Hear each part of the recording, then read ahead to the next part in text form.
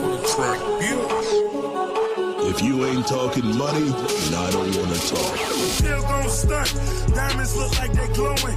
50 stacks all singles, I make it look like it's snowing. Treat them like jack boys. Catch them slipping and slam. Treat them like jack boys. Catch them slipping and slam. Then I'm still gon' stunt. Diamonds look like they glowing. 50 stacks all singles, I make it look like it's snowing. Treat them like jack boys. Catch them slipping and slam. Treat them like jack boys. Catch them slipping and slam.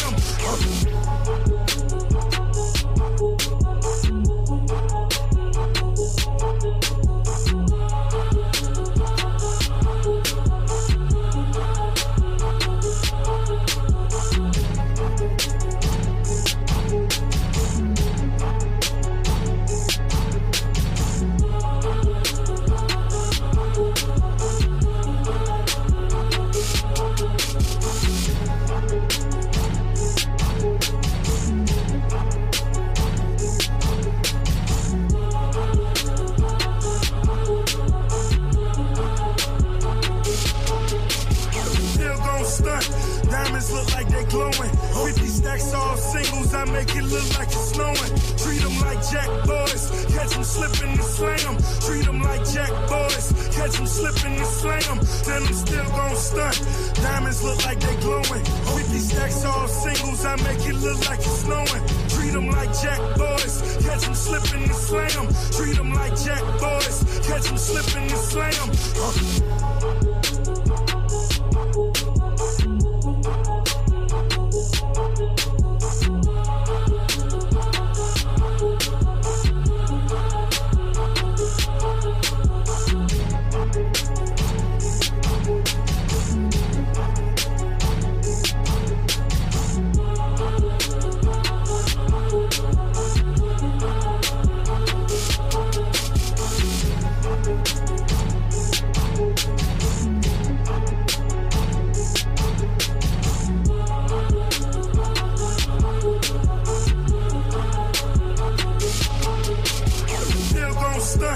Diamonds look like they glowing. 50 stacks all singles, I make it look like it's snowing. Treat them like jack boys. Catch them slipping and slam. Treat them like jack boys. Catch them slipping and slam. Then I'm still gon' stunt. Diamonds look like they glowing. 50 stacks all singles, I make it look like it's snowing. Treat them like jack boys. Catch them slipping and slam. Treat them like jack boys. Catch them slipping and slam.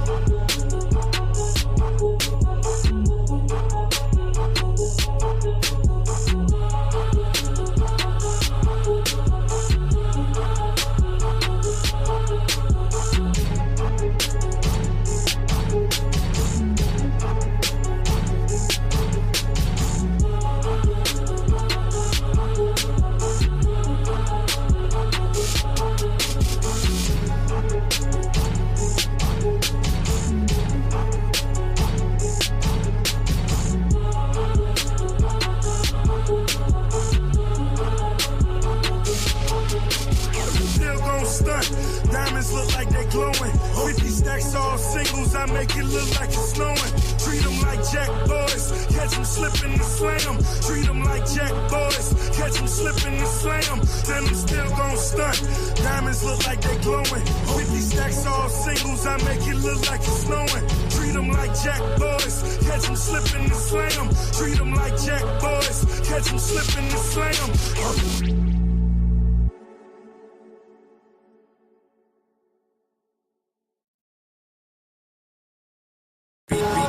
On the track. If you ain't talking money, then I don't wanna talk.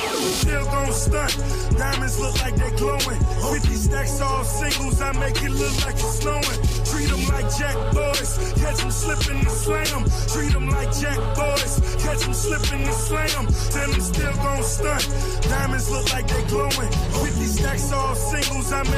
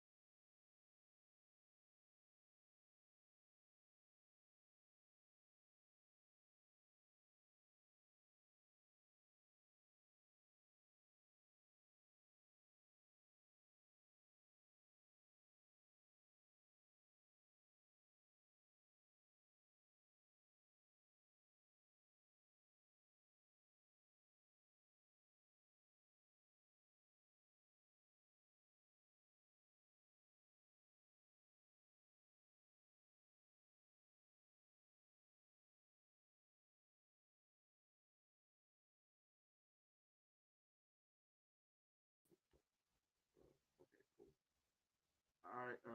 Sorry about that. I'm gonna try not to make this a very long stream because there's some personal issues, like personal things I gotta figure out, and I gotta try to solve. Um, this is mainly just basically, just about a young man's life hanging in the balance, all due to these, punk ass white people just, you know, thinking they're God's gift to Earth, and it's a mess. It's a whole mess, and people say it's not a racial issue. If you don't think that, if you don't think this by now, all because you live in a computer generated dream world, and you're trying to get along with everybody, then you're lost. You're lost in the sauce, and you just don't care. It's just like most of these black dudes, just they tickle me with their Christianable knowledge, and and God saves everyone. Well, guess what? Just like He made evil, He made good. When He made good, He made evil. And you can't be naive to neither one of these things. You just can't. You can't be so naive that you have to say that racism is just a thing of the past. If you think that, you've lost.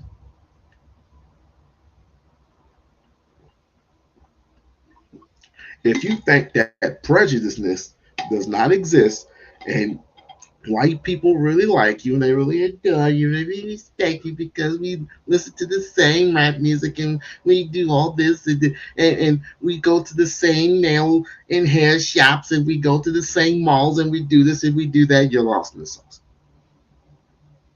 You're lost. If if America if America was really like, if America was all that niggas, no, well, I'm not saying no problems, then why are we getting rid of all the history books? And I ask question to my brothers and sisters, why aren't we trying our damnness to grab some of those books? Because we don't care about history. We don't even care about our own history. We have the nerve and the elegant gall to have white folks tell us our history. Tell us our history, which is really, really insane. My history teacher, my old history teacher, Mr. McCain, who used to be the mayor of Lansing, Michigan, used to sit up there and have the nerve. But I was too young and too naive then. Well, in any case, this young man, those who don't know, is apparently fighting for his life. Karmelo Anthony, uh, track star, football player, whatever. Um, he ended up stabbing a person, and then basically turned himself in.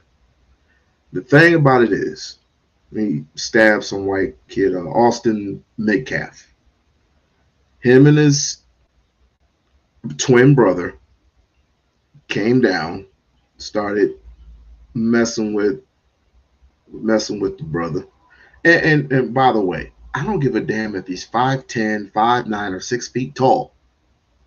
You don't put your hands on anybody who's got that much grudge, because we don't know, we don't have any other information other than what has been going on. We don't know any information whatsoever other than what's been going on. We don't know about this young man's life, what he's been through. But the good thing we know about him is that he scored his GPA average in school is a 3.7, and that's good. That's great. Well, Austin Metcalf scored a 4.0. I don't give a fuck. I don't care. Don't. So he, like I said, he turns himself in. But the cop that detained him did not read him his rights. I'll say again. The cop that detained him did not read him his rights.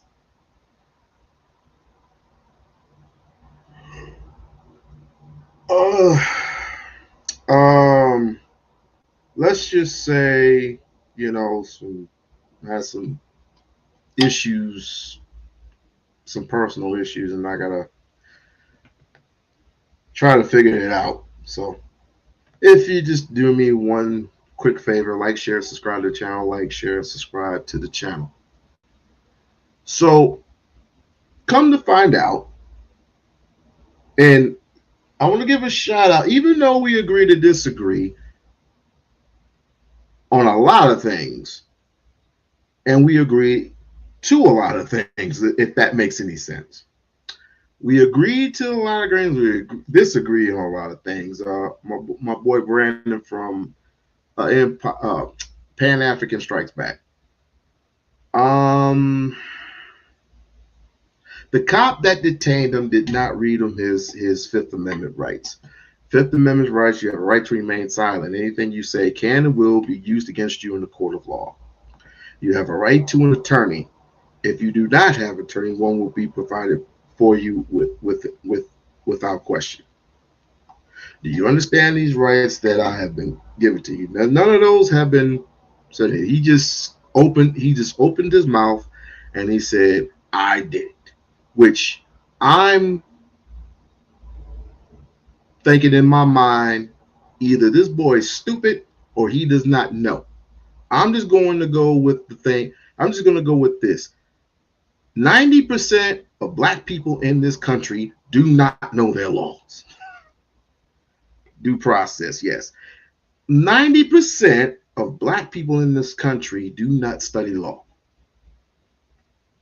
Do not study their constitution. Do not study their rights. Their rights.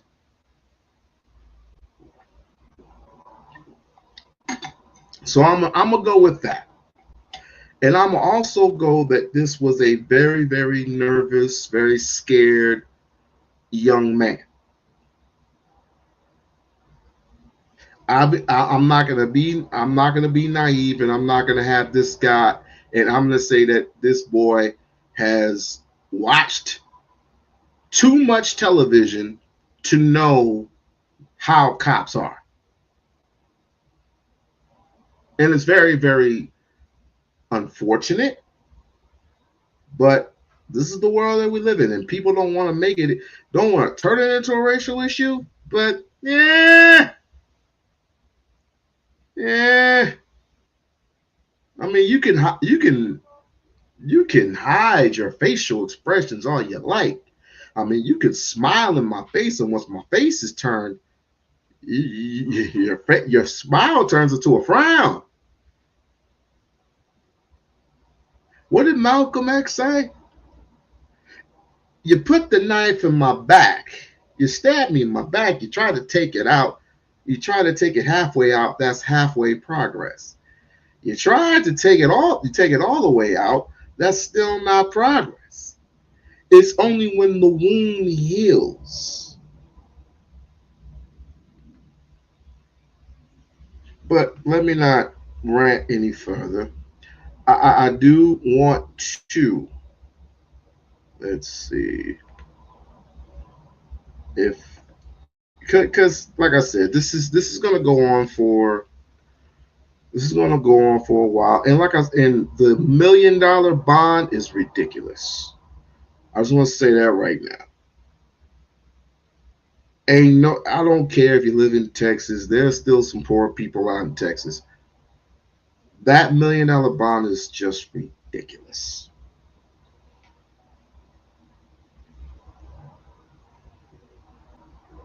What Trayvon Martin's killer Did he have $1 million bond? Nope.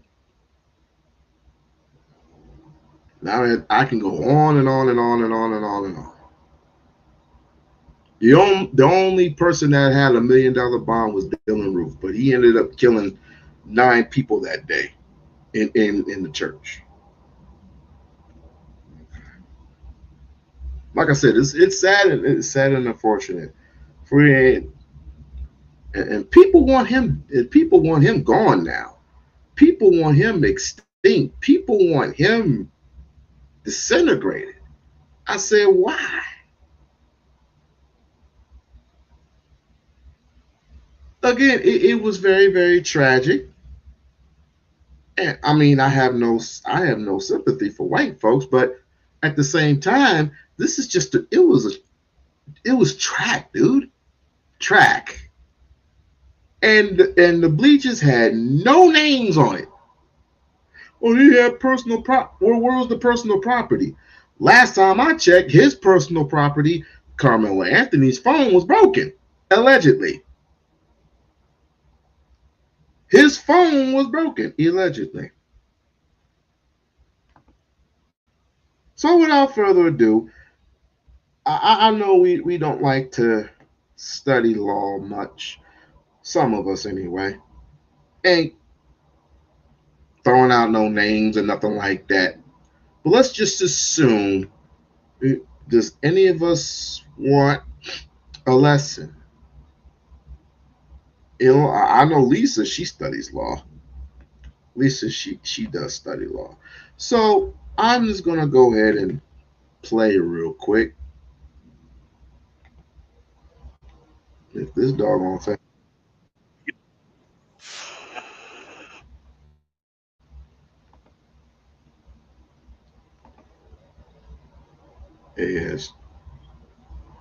ASG. I don't even know what ASG is. Let's see. Let's see here. Let's listen about some rights, shall we? Let's see. Of the Anthony family and those who love him. This is a devastating moment, legal and local experience. I bring that perspective to this. Now, let me talk a little bit about Collin County. It is very different from Dallas County. It is an affluent suburban county. The median household income is about $127,000, and the median home value up there is about $475,000, and about 57% of the citizens in Collin County own their own home. So this is a very different county than Dallas County. Now, regarding the racial demographics, whites are about 50% of the population up there. Asians make up about 20% of the population. Hispanics make up about 16% of the population, and blacks around 11.5%. This is all based on census data. Now, in terms of the court system up there, Collin County is politically conservative, and it's often referred to as Trump country. So, oh, great. Well, of course. Why am I surprised? Why am I shocked? Trump is a Republican. So, in Texas is what a Republican state. So why would I be shocked? it is very red up there. It is the home of Ken Paxton, our Attorney General here in Texas. Now, that said, I've never felt like when we've done cases up there, and we've done so many cases in Collin County, I've never felt like I or our client was mistreated in any way. We didn't feel like there was any racism going on. And we know, of course, racism is systemic, is in, the systems and the institutions of America. But again, as far as dealing with people personally and individually, I cannot say that I remember an incident in Collin County or in the Collin County courthouse where I felt singled out because of my race or my clients. That said, a young Black defendant like Karmelo Anthony will face a jury pool, if his case goes to trial, that does not reflect his racial background. And that's going to be something that his legal team will have to deal with. Predictable. So predictable. So basically, an all-white juror and possibly one Black person.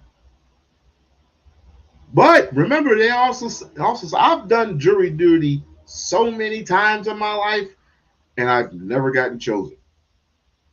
But I know that before they start the proceedings, they ask everybody, are you fair? And they ask you so many questions. What do you do? What's your work ethic? What do you do in your daily life? Do you judge people fairly? And this and that and this and the third. And depending upon a person's actions and answer,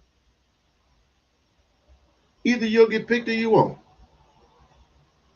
And there's about 100. There's hundreds of us, right? So we stand there and have coffee breaks and all this other stuff, and we don't get paid until we actually get picked. And that freaking sucks because you have no other choice unless you're in the military or there's like an emergency that you have to they honestly have to tell the judge, well, I cannot proceed because of X, Y, and Z. You have to face the judge. You have to tell him or her why you cannot proceed. He or she won't probably pick you anyway.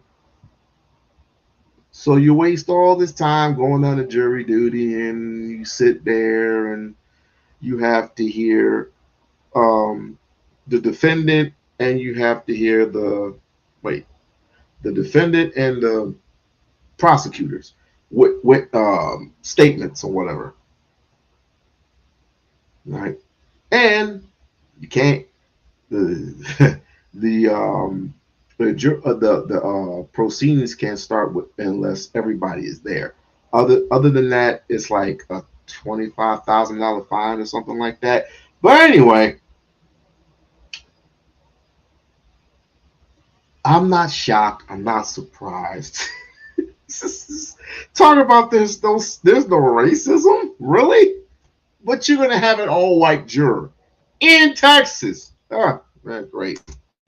The fact that most of the jury pool, the 65 folks who will come into their courthouse during their trial, and they're going to have to pick the jury from those 65 people, and they're not going to be heavily African American, like it would be if you were in Dallas, for example.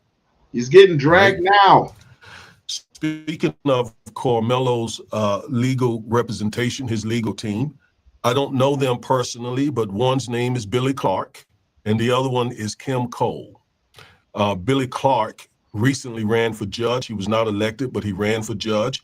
And Kim Cole is known for her work with several high-profile civil rights cases, okay? So Karmelo is in capable hands. He has strong advocates, and I am certain that they're going to fight for him and give him the zealous representation that he is entitled to. Now, Karmelo is facing a murder charge, right, under Texas law. And since he is 17 years of age, he's automatically treated as an adult, and this will not be a juvenile case. He will be treated as an adult in adult court. However, prosecutors must present his case to a Collin County grand jury so that the grand jury can review the evidence in this case and determine whether there is probable cause to indict Karmelo, okay? Just because is a pending murder charge doesn't mean that the grand jury is going to indict him. But based on all that I've read, they likely will find probable cause to issue what we call a true bill of indictment. Now, there is an arrest record that has been made public, an arrest report. And I want you to remember that that is not final and it's not evidence. It is the investigation that the police and likely detectives did in this case, but that's not evidence. That's not evidence. It's biased. It's the police's perspective. It's the state's perspective. Moreover, the report itself is what we call hearsay. And what's in it is hearsay. So it's what we call double hearsay. All right, so it does not come in the trial unless it's used for some other reason than to prove the truth of the matter asserted. If prosecutors want to use the report to prove the truth of the matter asserted, it should not come in. But they can use it for other reasons. For example, if one of the police officers who is mentioned in the report needs his or her memory refreshed, then the prosecutors can use it that way, for example. All right, but they cannot use it to prove the truth of the matter asserted. That would be a hearsay violation. All right, now, I actually want to go to the arrest report, and I want to read a few things from it. Sincere Anthony, age 17. He is 5'9". He weighs 130 pounds. So what Brandon said, he was 6 feet tall. And it's just reading the report right now that he's 5'9". 5'9", 130 pounds. Then he's yelling like, oh, he's 6 feet tall.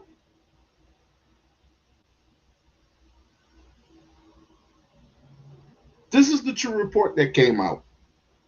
The true report that came out. And he plays strong safety for his high school football team. At 130 pounds, you can be that small and still whack somebody. It's not like you're going up against pros. It's not like you're going up against pros. I mean, you're in the weight room. You're in the weight room, and you're doing your thing, right? But you don't want to gain so much weight that you're ended up slowing down. You have to have enough speed to keep up with receivers. You got to have enough speed to track down, or if they send you on an assignment to sack the quarterback or whatever. If they give you an assignment, or if they get it's multiple assignments. Or that's I'm talking about a free safety, not a strong safety. Strong safety, they cover most of the weak side. A free safety either covers the strong side, or he's free to roam, or depending upon what cover they're doing. But anyway, he's a strong safety, and of course, Brandon was running some film on him, and he was whacking people. That's fine. That's cool. What does that have to do with what transpired that day when two big linebacker white boys that equally weigh up to 440 pounds, and they're both 6 feet tall?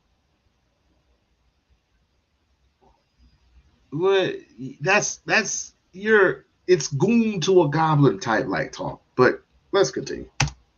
He's a small kid. He's a small, skinny little kid. Okay, I'm sorry that he's in this situation, and I'm certainly sorry that the Metcalf lost a son. This is tragic all the way around. So, roll 2. All right, and we're going to talk about what that means in just a moment. But right now, I want us to read a few things that I have highlighted here. On April 2nd, 2025, at 10:01 hours, that's 10 o'clock in the morning, I, Staley School Resource Officer E. Cortez, heard over the radio dispatch call out a stabbing call at David Kaikendall Stadium. FPD, that's Frisco PD, call notes indicated that an athlete was stabbed. The suspect was reported as being a black male wearing a gray hoodie and blue sweatpants. Now, I want to show you something here that may not mean anything, but it stood out to me when I read this.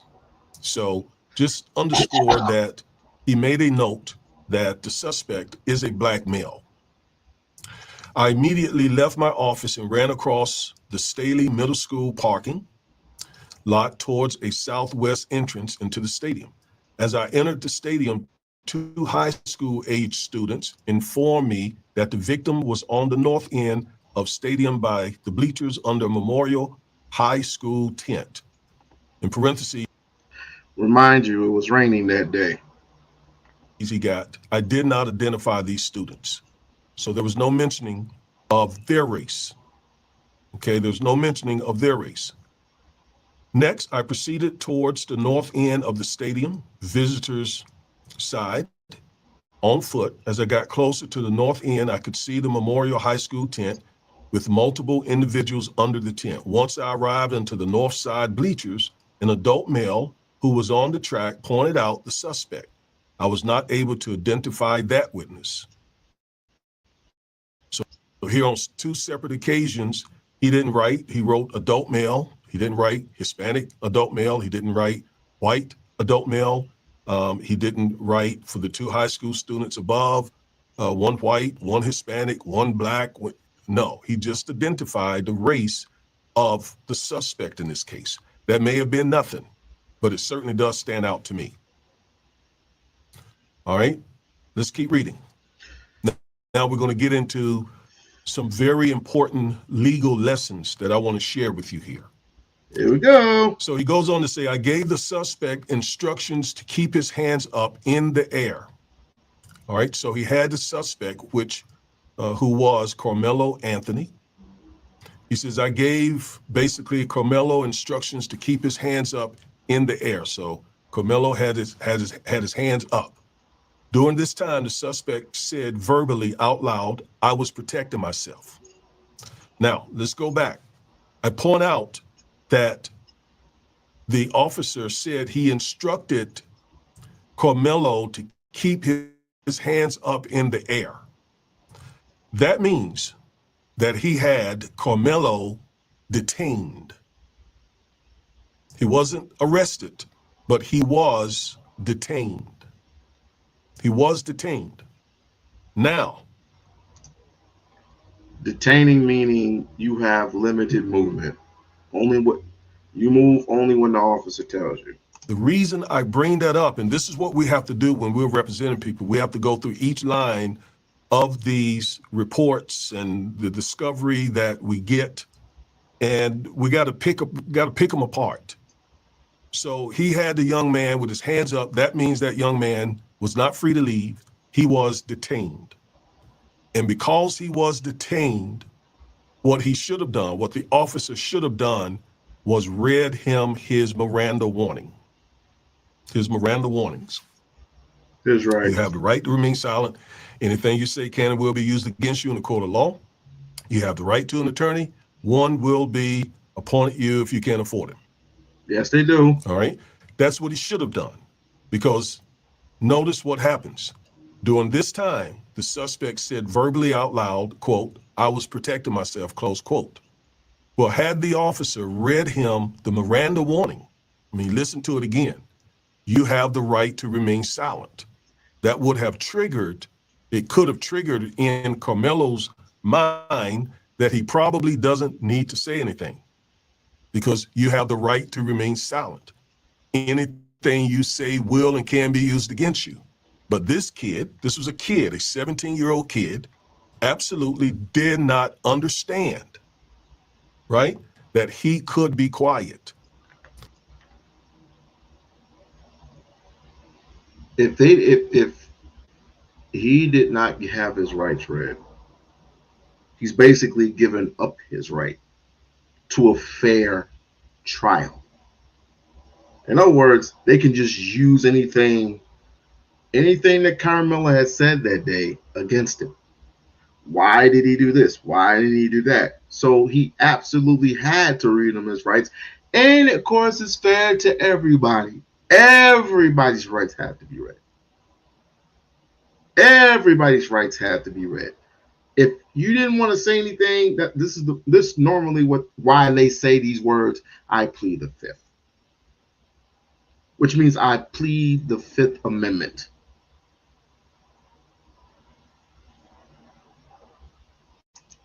And it was the responsibility of this officer to tell him that you have the right to remain silent. You have the right to a lawyer. Mm-hmm. Any and everything you say, we're going to use against you. If you don't have money for a lawyer, you will be given one. See, that motto would have caused young Karmelo to keep his mouth shut, but he didn't. So he said, I was protecting myself. And I bring that up. Let me just say this. I bring all of this up to say that if this was our client, and I'm sure Mr. Clark and Mr. will be thinking along these lines, is would file a motion to suppress the were violated. His Fifth Amendment right to remain silent was violated because the cop failed to. Oh, so it was the Fifth Amendment. Who is Oh,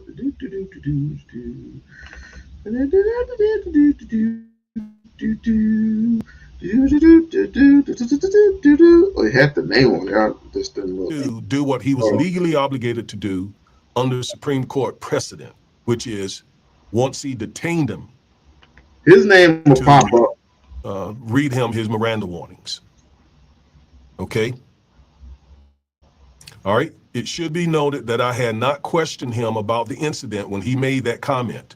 Now that would be their argument. That's going to be their argument if a motion to suppress comes up, which is I didn't read him his Miranda warnings because I had not begun to interrogate him. Well, we would say that doesn't matter. We would still argue. In fact, I've gotten, I remember a huge case where they did the same thing to our client. I got that case dismissed because the officer did the very same thing. And our client confessed to the incident. But we got that confession, that statement, we got all that thrown out of court. And the case then was dismissed because that was the only evidence they had. I'm not saying that in this case. I'm not saying that what Karmelo said is the only evidence in this case. I don't know that to be true. Okay, from what's in the, I don't know, and I'm not going to get a lot and into this report, but I want to read this part to teach you all. Okay, if you are detained, they should read you your Miranda warnings. But even if you don't have, even if they haven't read you your Miranda warnings, you need to know that you have the right to be quiet, and you need to be quiet. You don't need to say anything. Anything. If you have children, juveniles that the police want to talk to, no. Difference of saying what exactly. Most of the time, people don't know the difference. The difference is in between what the amendments. I can pull up the amendments because we all know what the First Amendment is. You know, you have the right, to say anything you want within, the Constitution of the United States. Second Amendment, the right to bear arms. I forgot what the third and fourth was. And again, the fifth is, giving up your right, giving up your moral rights. Detaining or being under arrest. Being under arrest, he hasn't read you your rights. Detaining, like I said, it's whatever the officer tells you to do. Whatever the officer tells you to do, you have to do it.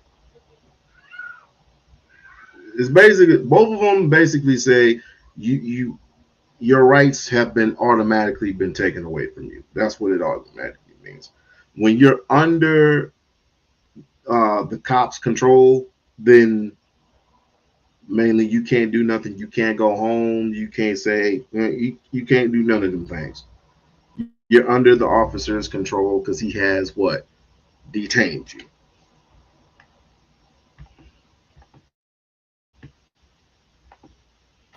You have a Fifth Amendment right to say no. That's why the framers put it in the Constitution. Because the state or the feds shouldn't be able to force you to incriminate yourself. Okay? So this is a kid. So he doesn't know, and the officer didn't inform him.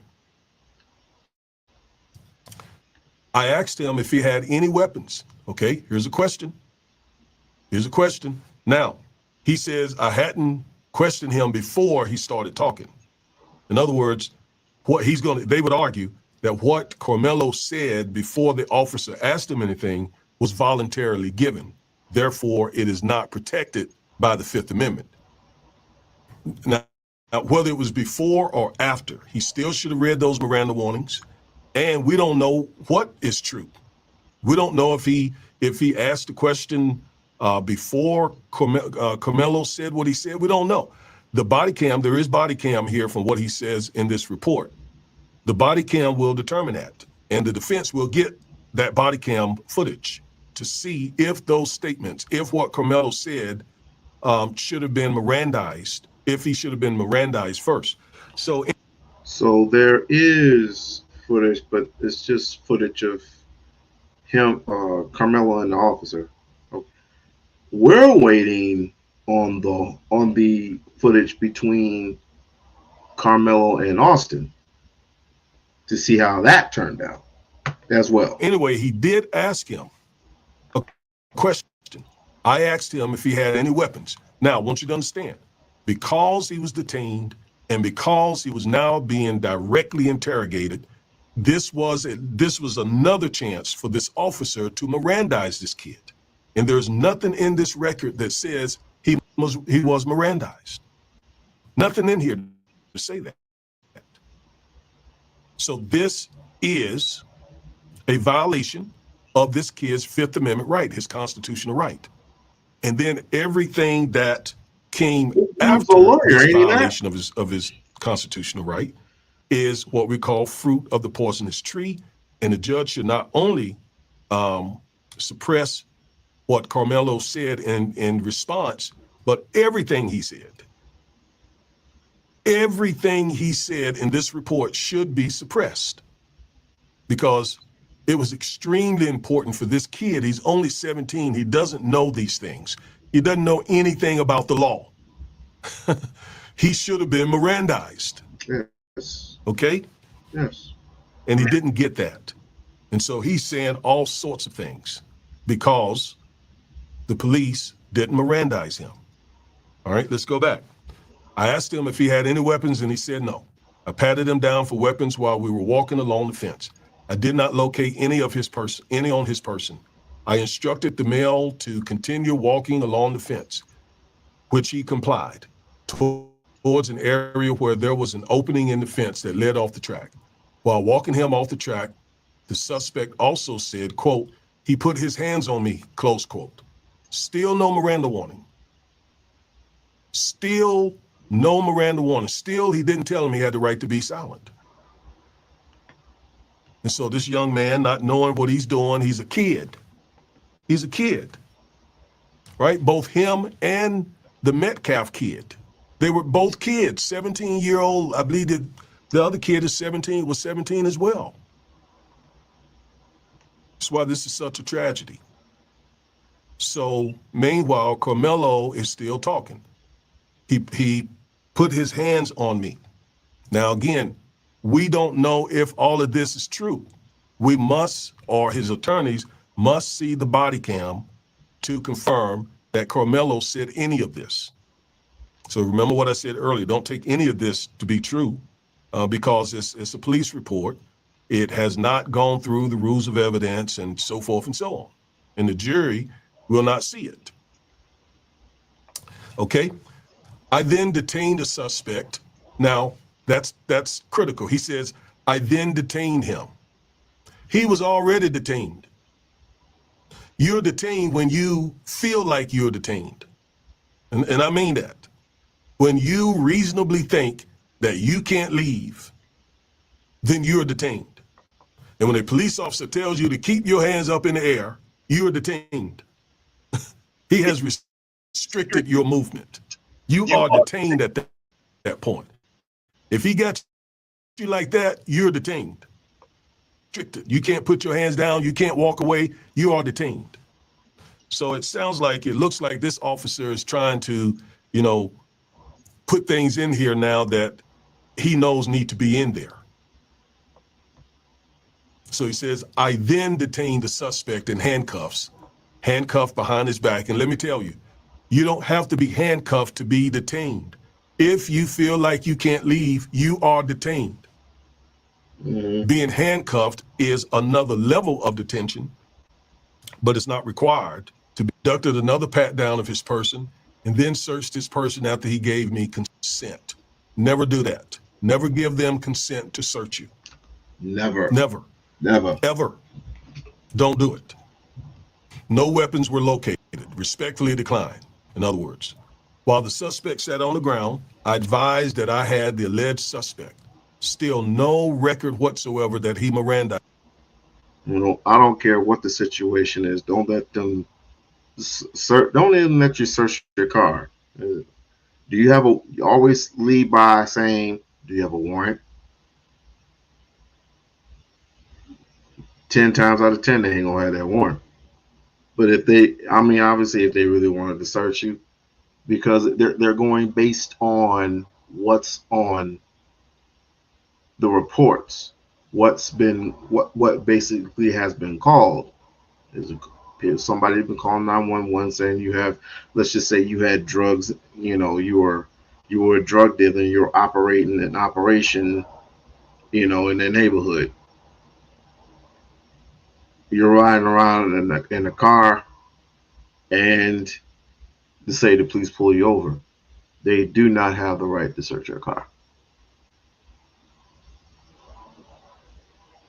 Like I said, there are certain rights that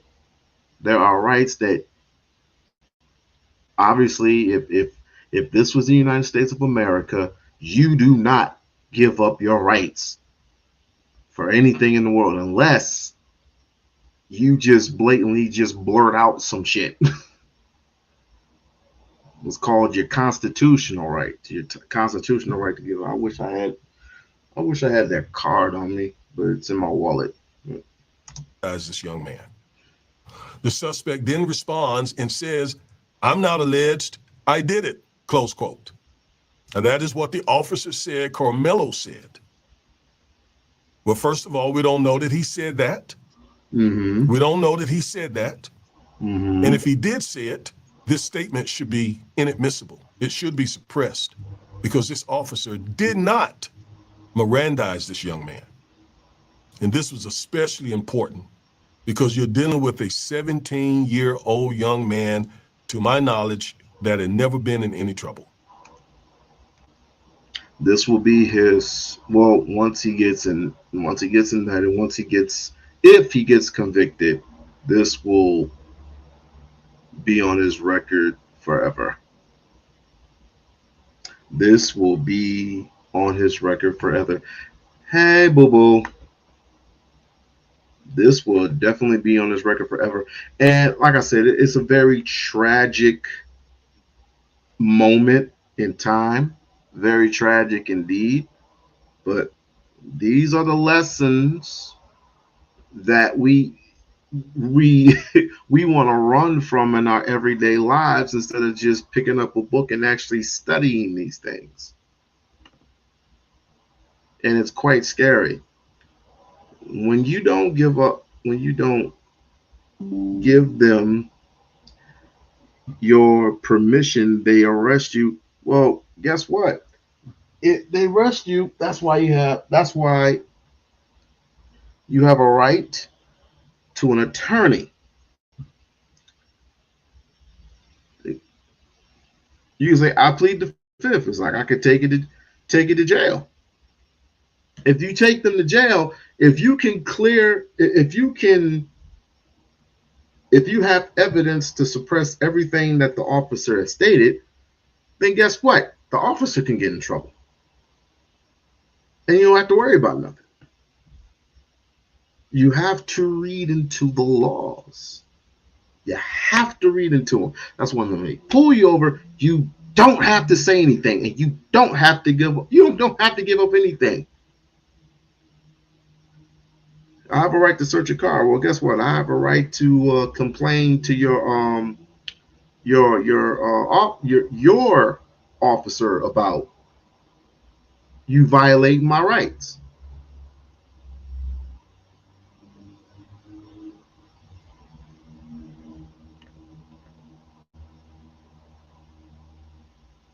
So Mirandizing him was critical. Sorry for the delay. Jeez. All right. Next, Officer Rishi and I walked the suspect to patrol vehicle number 2412, which was on the northeast gate of Carrendale Stadium. I don't know how to pronounce that.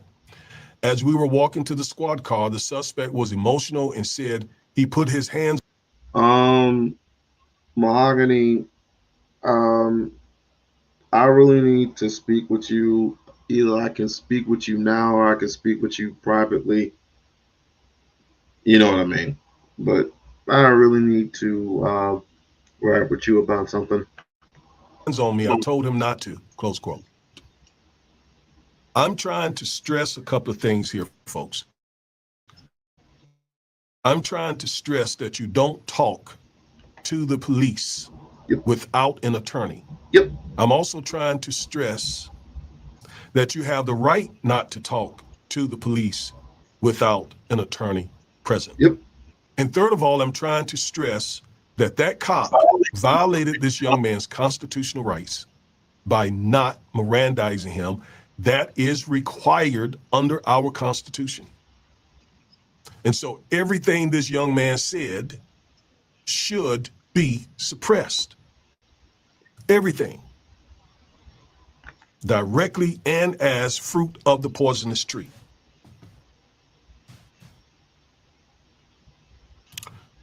All right. I did not question the suspect about the incident while he was escorted to the patrol vehicle. See, he keeps saying that because that he knows he's wrong. He knows he should have Mirandized this kid. So he plans to just let the kid keep just saying things, and then he could argue at the motion to suppress hearing, well, it was all voluntarily given. It was a classic custodial interrogation, which requires Miranda.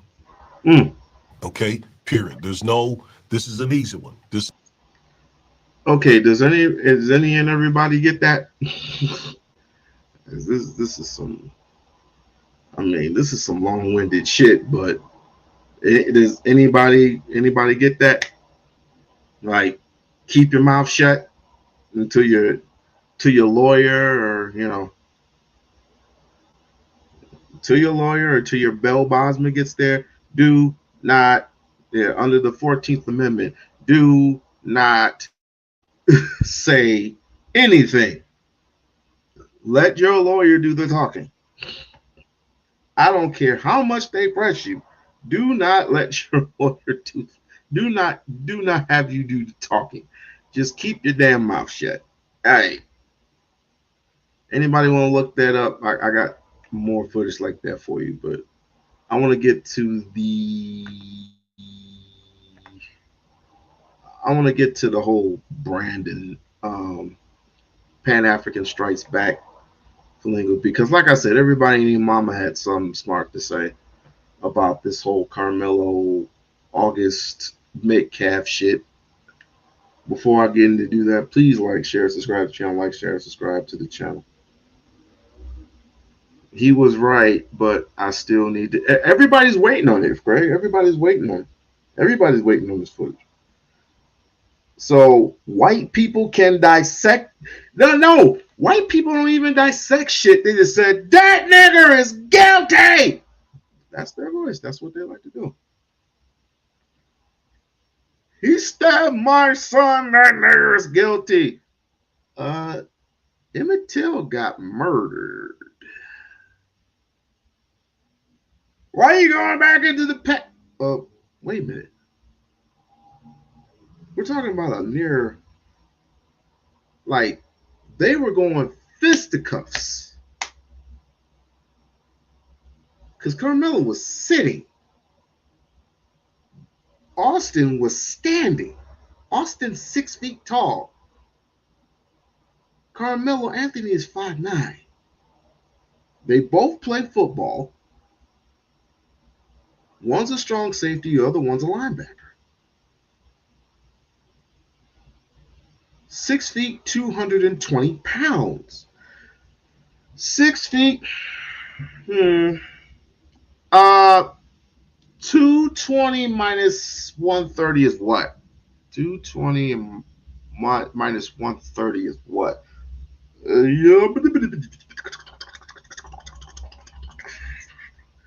My math sucks. I hate math. So let's just go ahead and get this shit over with. Let me see. 220 minus 130. That's 90 pounds. You have 90 pounds over me? Yes, I'm choked. I'm using everything. I'm using a board. I'm using a stick. Plus, it was raining that day. Shit. But Brandon's gonna say something fucking crazy. I got to take off his shoes. About to take off his shoes. You're so stupid. You are so stupid.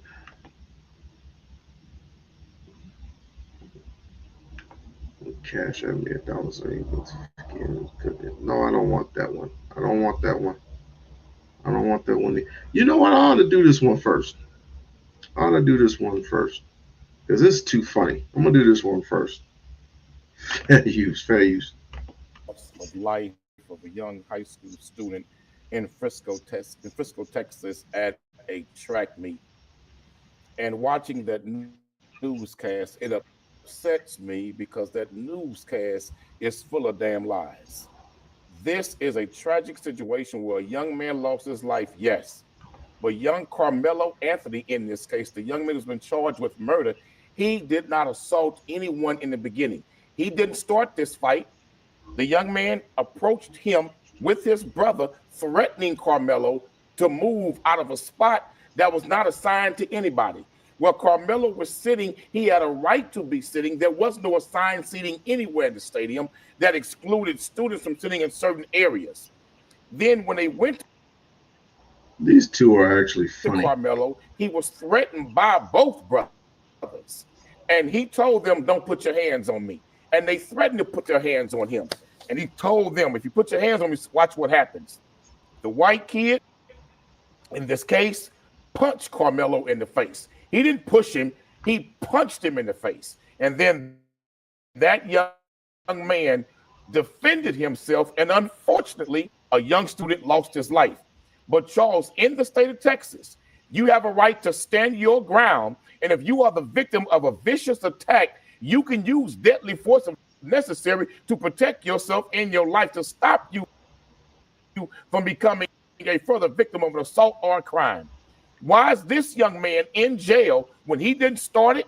He didn't approach anyone. They approached him. They used profane language toward him. They threatened him and then assaulted him, and he defended himself. Why is he in jail?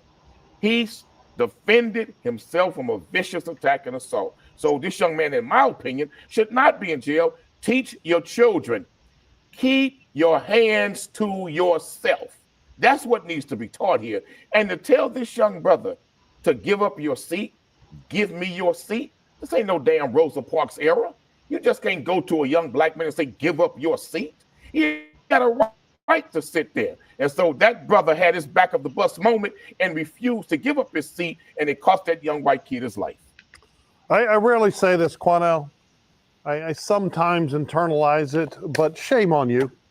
How absolutely despicable for you to sit here and try to draw this false equivalency between Rosa Parks and this scumbag murderer, right? Shame on you for living a life defined by make-believe racial grievance that you see. Did he just say scumbag murderer? Wow. He's acting like he's been doing this for a mighty long time. A 17-year-old scumbag murderer with no prior records up until April 2nd, whenever that was.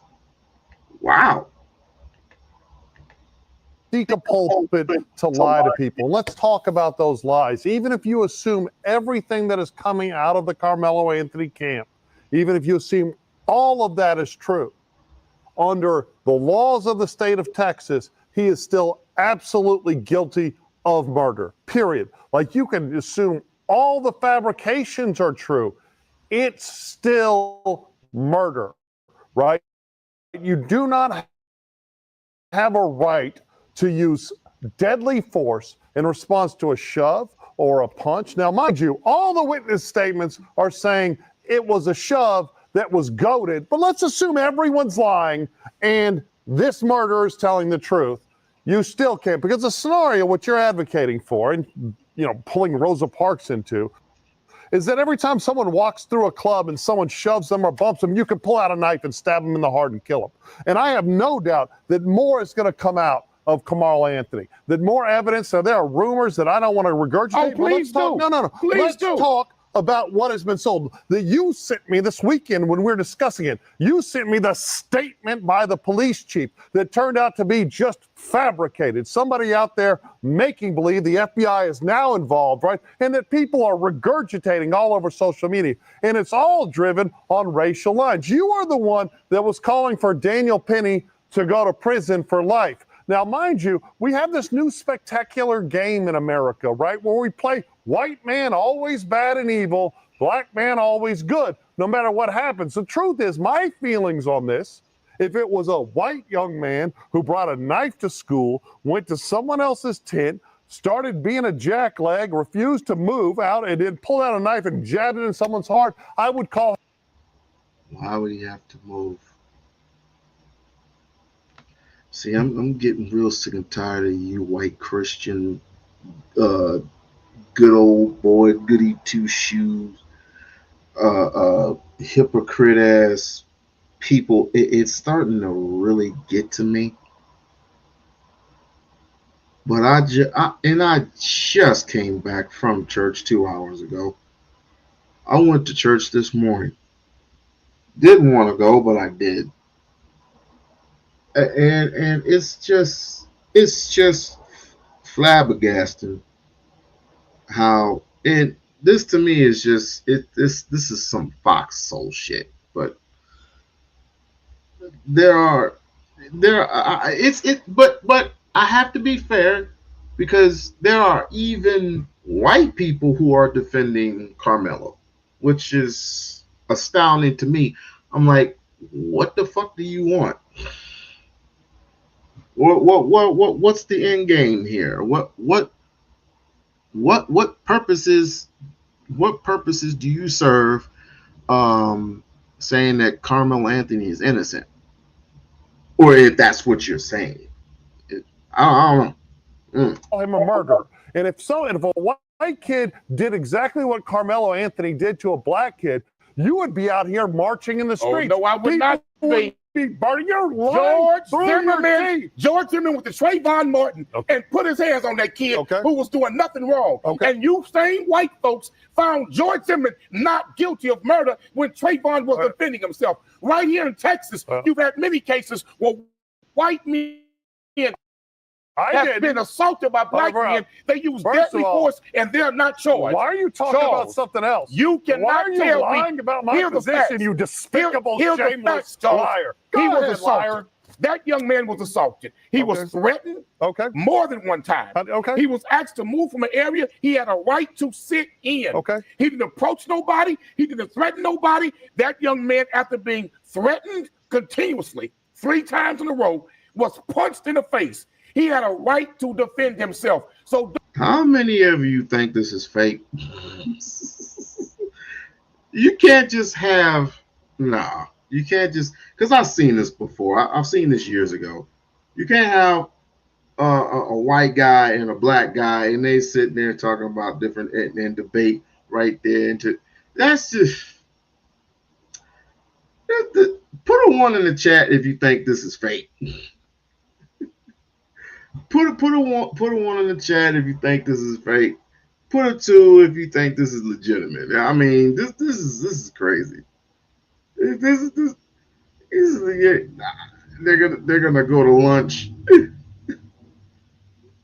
This is good content, Craig. Stop hating. This is good content. Don't tell me that this young man can be threatened multiple times and physically punched and assaulted, and he ain't got a right to put his hands in self-defense on the person assaulting him. And he can use whatever force is necessary to stop the attack. Why do you just You brought up Daniel all the Penny. time? You brought up Daniel Penny. I did. Daniel Penny choked the young man to death on the subway. But that young man, he hadn't assaulted anybody. He was making threats, but he physically didn't touch anyone. This case was threats backed up by a physical attack and assault that this young man put on that young black brother. That young black brother had a right to defend himself when he was beyond threatened but viciously attacked. Well, there's another key difference, right? Mr. Penny, had a crazy guy going up and screaming and yelling and threatening to kill people, an unhinged guy that should have probably been in a hospital. The same thing the white boy did to Karmelo Anthony. Not screaming over you. Let me finish, right? And Daniel Penny, not using a deadly weapon, restrained him. And I said from the very beginning, there's a real question about where the line was drawn and what he did and if he was alive. Now, the medical examiner came out and they said it turns out that the fellow was still alive when Mr. Penny let him go. But that was a very nuanced situation. But here's a big nuance. I mean, something that you're ignoring is it didn't involve a deadly weapon. But let's talk about examples. So Daniel Penny put up a GoFundMe and it got taken down. Oh, it can't be up, right? The Anthony family, the wonderful Anthony family that raised this murderer, did such a wonderful job, this defender, right, of liberty, this new Rosa Parks for 2025, as you call him. They put a GoFundMe up for $100,000. It didn't get taken down. The moment, minutes after it got the $100,000, they jacked it up for more money because it's all just a con. George Zimmerman raised $1 million that was donated after killing Trayvon Martin. Kyle Rittenhouse, after he killed 2 people in cold blood, he raised over $1 million. Wait a minute. Let's talk about that. Who killed Michael Brown, he raised almost $2 million. So don't tell me that when black folks decide to put money and support behind a young brother who didn't start a fight, who didn't threaten nobody, who was sitting where he could have right to be sitting, was threatened more than one time, was physically attacked, he defends himself, and then all of a sudden he's in jail for murder. But guess what, brother? We gonna stand behind ours like you white folks stand behind yours. Okay, let me that be young clear. brother was attacked. I know you're yelling because you really get worked up when you're lying. But let me say, let me say very clear. But then it's justified. Us killing but when we defend ourselves, now, it's murder. Let's hell with that. Firstly, George Zimmerman, absolutely a murderer. The officer that shot Michael Brown, there's evidence that Michael Brown attacked him. The question is, there's also some evidence that he was running away that was refuted. That's a very weird situation. It exemplifies wall cops. But this young man attacked Karmelo Anthony. Hold on. Hold on, Mr. Liar in Chief. No, you're the liar. No, I'm not going to lie Because you about white anything. folk hate when black folks You defend brought up themselves. George Zimmerman. He was prosecuted. It failed. And white folks found him not guilty. All white He was juries. absolutely a murderer, in my opinion. I disagreed with that outcome, just like I disagree with the officer that murdered Tamir Rice, not facing charges. Found not guilty. You act like, well, he was never charged. A grand jury said not guilty. Let him go. Here's the thing. You act like all white people have this one opinion. What we're only seeing in America right now is the only thing we see is the brazenness of some people. Obviously, it's not everyone that racialize every incident, and they look at it through the prism of race, right? And for you, if you flip-flop the races here, you would be screaming about the entire different thing, and I'd be agreeing with you that was wrong. But you make all of your decisions based on race. Then you lie and scream and talk. Assessment no, it's here. not an assessment. Because there's a white victim in this case. So I'm sorry, Charles. He didn't start a fight. Texas law, he didn't threaten anybody. Well, actually, Karmelo Anthony did not threaten anybody. I can't take this serious. I really can't. Even if I did take this serious, let's just say for the sake of argument that I did take these two serious. Number one, you're on Fox. Number two, Fox is full of shit. So, number two, I'm not going to be standing there because I know how my tolerance with white folks are.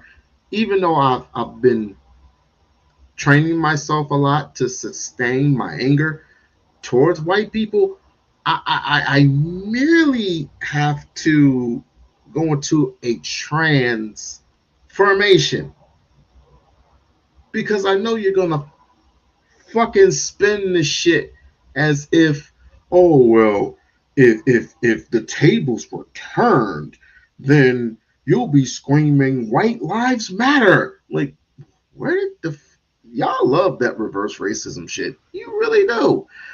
But like I said, we got to get to Brandon real quick. And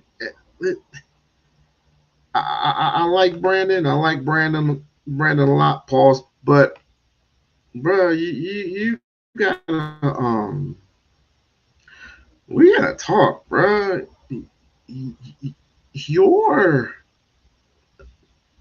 I understand your patience for us is very, very thin. But I think you just took this too far. But then again, these are two different clips that I caught. These are just two different clips. So let me play the first one. Because again, I might be, oh Lord, here we go. Trayvon Martin situation.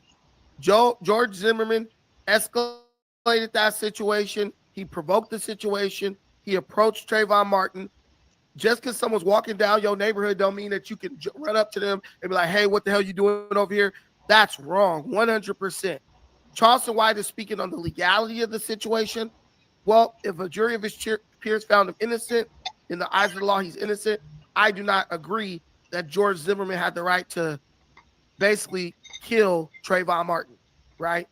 He didn't.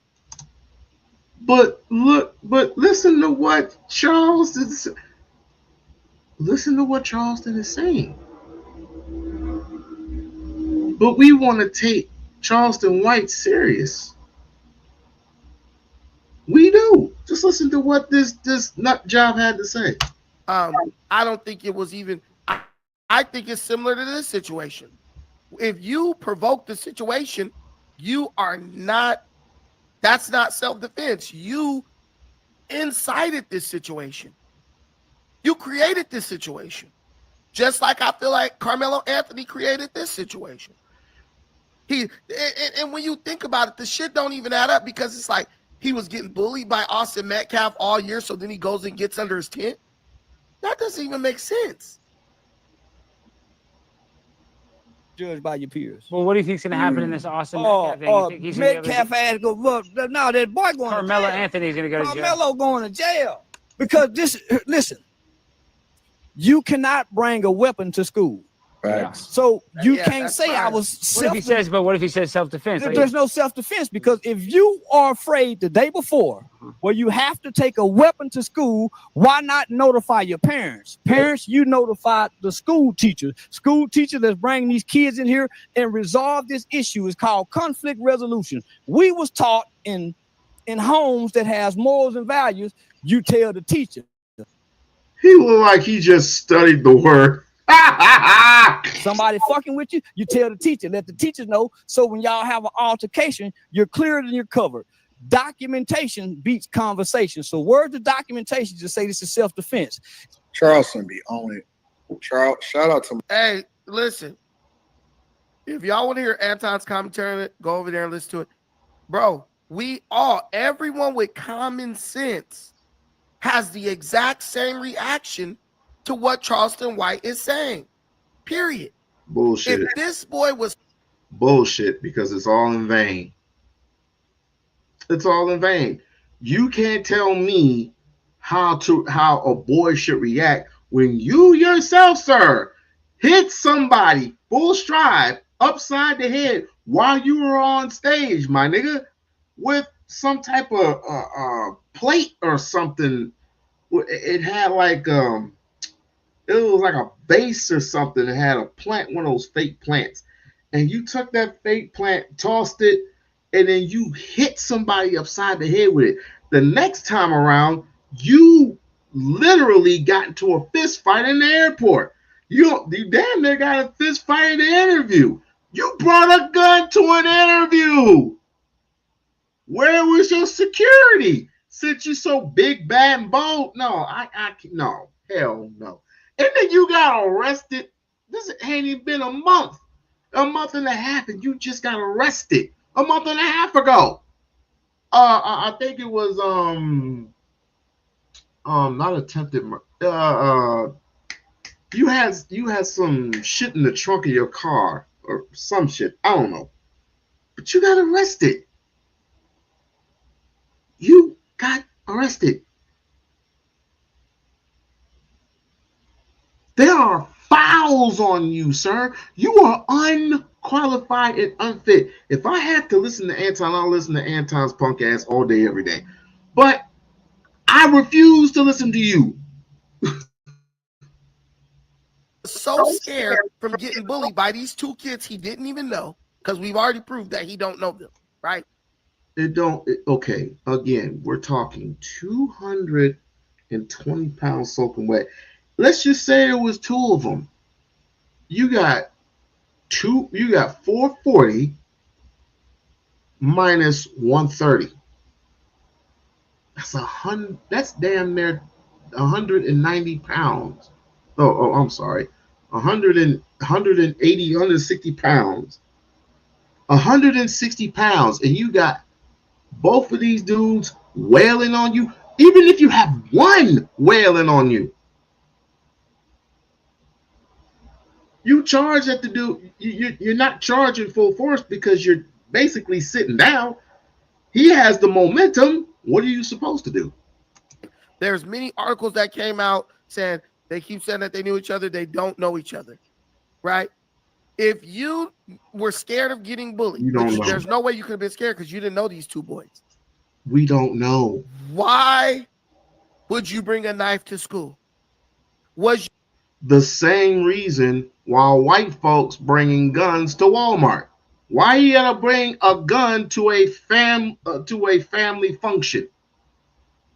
To where all of us mainly shop at Walmart or at Smith's or Kroger's or Myers or wherever your place is at.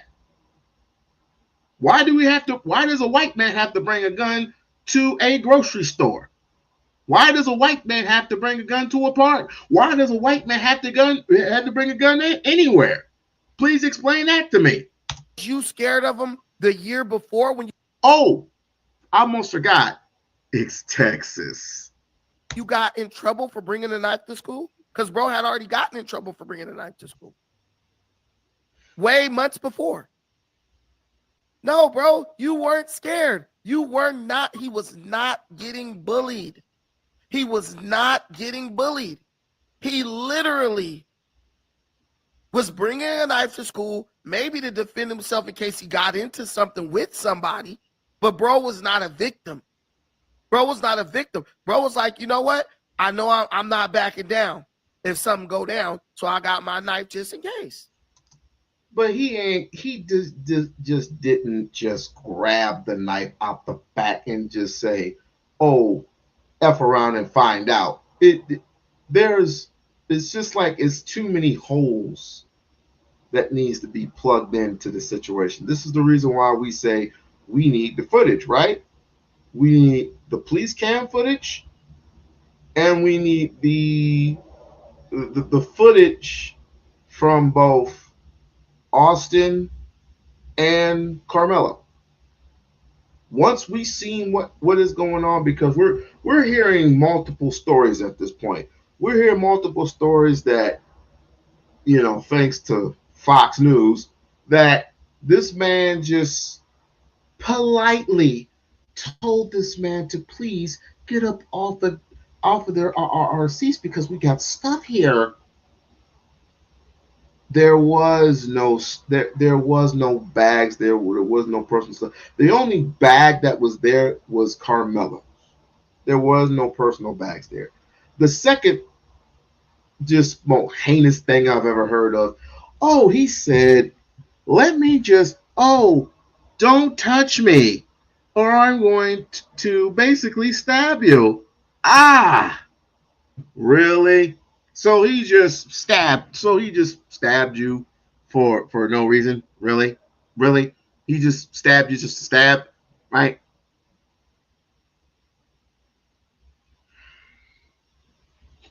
Now we're hearing that Anthony got punched. Now I can believe that part because when certain people tell you to move, they got too full of themselves. Have you ever heard of a person being too full of himself? Yeah, I believe that Metcalf got a little bit too full of himself because he was the captain of the football team and blah, blah, blah, blah, blah. And he can do no wrong. And he knew jujitsu. And he he's a hunter because we all seen the picture of him having the rifles or whatever. Him and his brother both having rifles. And they both know, and they both knew this and they both knew that. This is all coming from the father. This is all coming from their father. And yet, you're this tough guy that's going to school to a track meet, which is a everyone thing. Now, I can understand, and I can understand in this sense, and I said this before, if it was an actual football game, and we're all suited up, you wouldn't find Karmelo Anthony on the opposite side. Even if he got suspended, you wouldn't find him on the opposite side. That's stupid. If you did find him on the opposite side, why didn't you just call for security? Why didn't that happen? Okay, I understand that. But you wasn't supposed to have no knife at school. Charleston White is from Texas telling y'all, you can't bring no knife on school campus. Bro got kids who go to school in Texas. I think his daughter just graduated.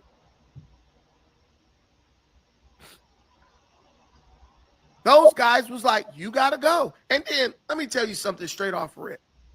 When I listen to the brother talking, ain't no way in hell I'm going to be scared of him or his brother.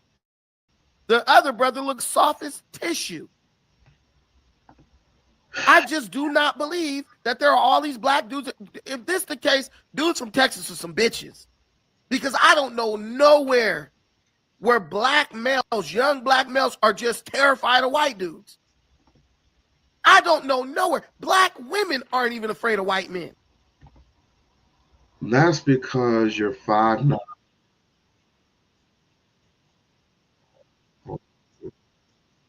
Hold on. First of all, Brandon, you're 5'9". You're 250 at best. You're a big boy. and you know jiu-jitsu. Of course, you're not afraid of anyone, bro. What? But someone who is 5'9", let's just say 5'10", me and you are both the same height. I've studied martial arts. You studied martial arts. I'm not gonna find, for example, I'm not looking for trouble. I'm not looking for trouble at all, because I know if it's two white boys, yeah, I'm not worried about that. I'm not worried about that either, because I'm 5'10", 240. I should be slimming down to at least 220.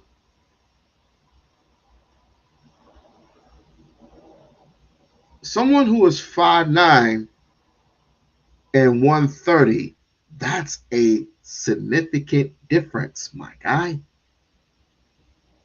But you said he was laying the wood also, but that's football. You're assigned to do that. Something in a heat of passion like this, decisions are made like that. Fights are like this. Anybody gonna stand there and say, okay, as you punch me, go down, I'm going to grab your neck, and then I'm gonna let you reach into your bag, sir, and then you stab me one time and then run. It's not gonna happen. There's a big difference between football and street fighting. So all of a sudden, y'all hold up in Texas, y'all getting hold like that, huh? Oh my God, I'm so scared of these white dudes. Oh God. That's bull crap. Black people want you to simultaneously think that they're the toughest people on earth, while at the same time thinking, oh, we the scariest people on earth. Come on, bro. Come on, bro. Not the music I'm listening to. Now with Yellow Beezy killing Mo 3 up in Texas. Now with y'all walking around with choppers and everything else. I don't freaking believe that. Oh boy. Now we're blaming everything on rap music. I don't listen to none of these people, so let's okay. I'm just gonna I believe that this boy got confronted by that white boy. His pride would not let him get pushed or moved out of that tent by that white boy, and he pulled the knife out and stabbed him.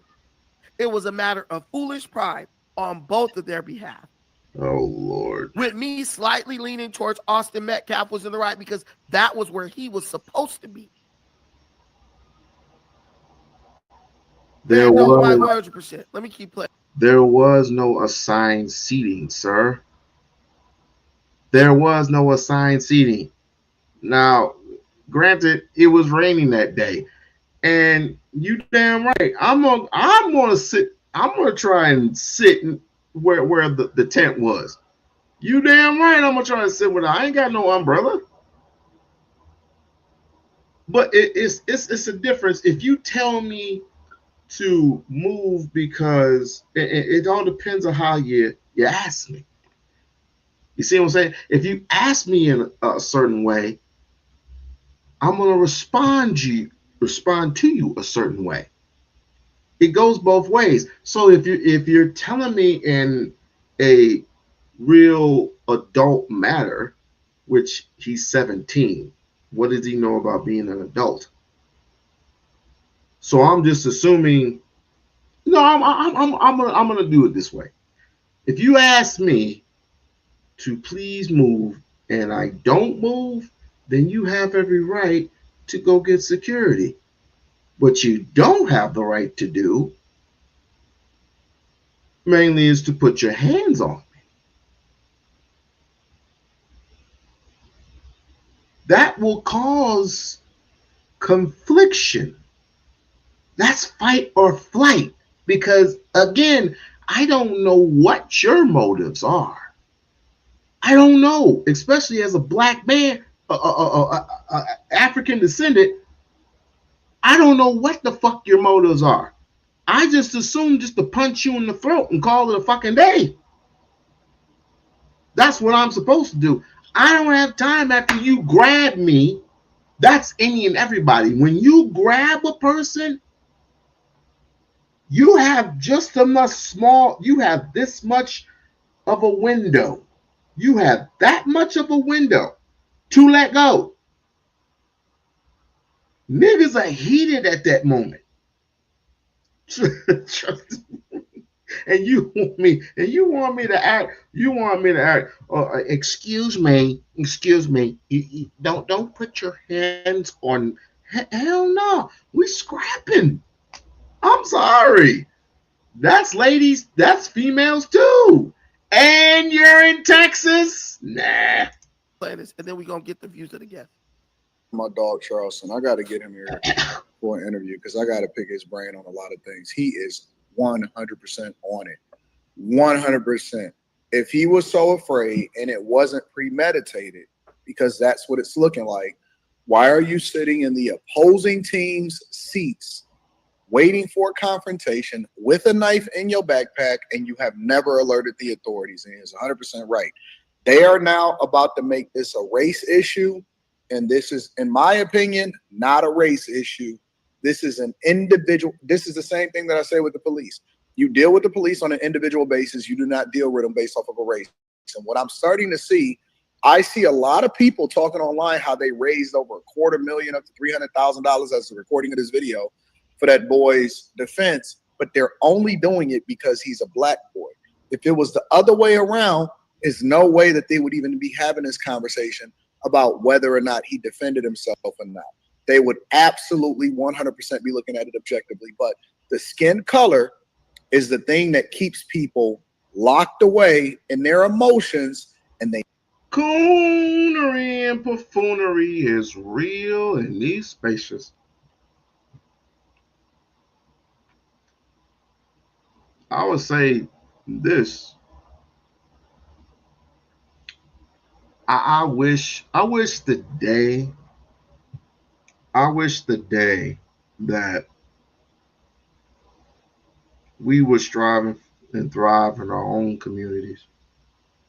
The ones that we actually built brick by brick on our own, have our own industries, have our own grocery stores. I wish for the day that would happen again. Just like the days of Tulsa, Oklahoma, the days of Rosewood, and so on and so forth. The day that happens again is the day that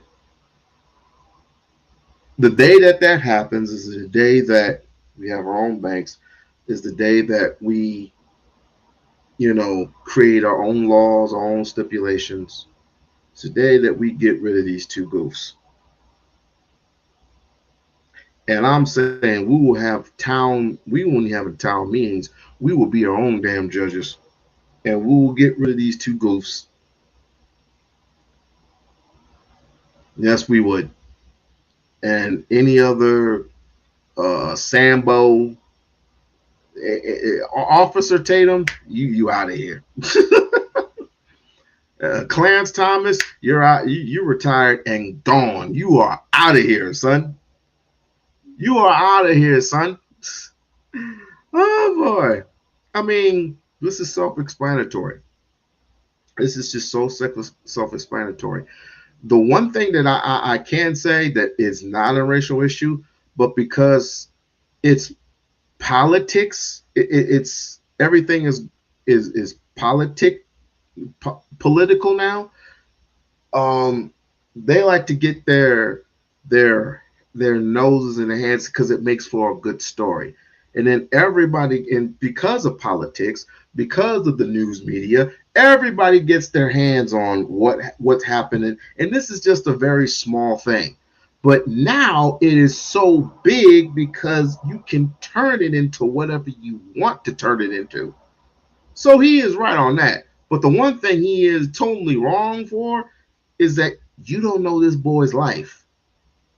You do not raise this child. You don't know what he has suffered from, but because white folks has so good of a story for their children and their sons and their daughters, we overlook the fact that we don't have it so good in the black community. Not everybody, but as a whole, we don't have it so good like white folks do. I need you to research a movie. It's called A White Man's Burden.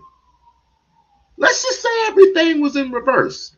And black people had it good, and then black people were millionaires, and you can actually see it because the infrastructure was just that not only will you see M&Ms and we were in control of the police force, and we had black firemen all everywhere, and white folks were just as dirty, just as poor, just as impoverished, just scraping by, just to scrape by.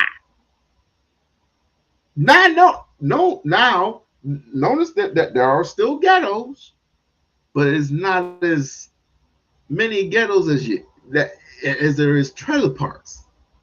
You see what I'm saying? So it could all. What if it all would have happened in reverse? Well, there wouldn't be no such thing as racism because racism is a social construct, which it is. It totally is. Racism is a social construct.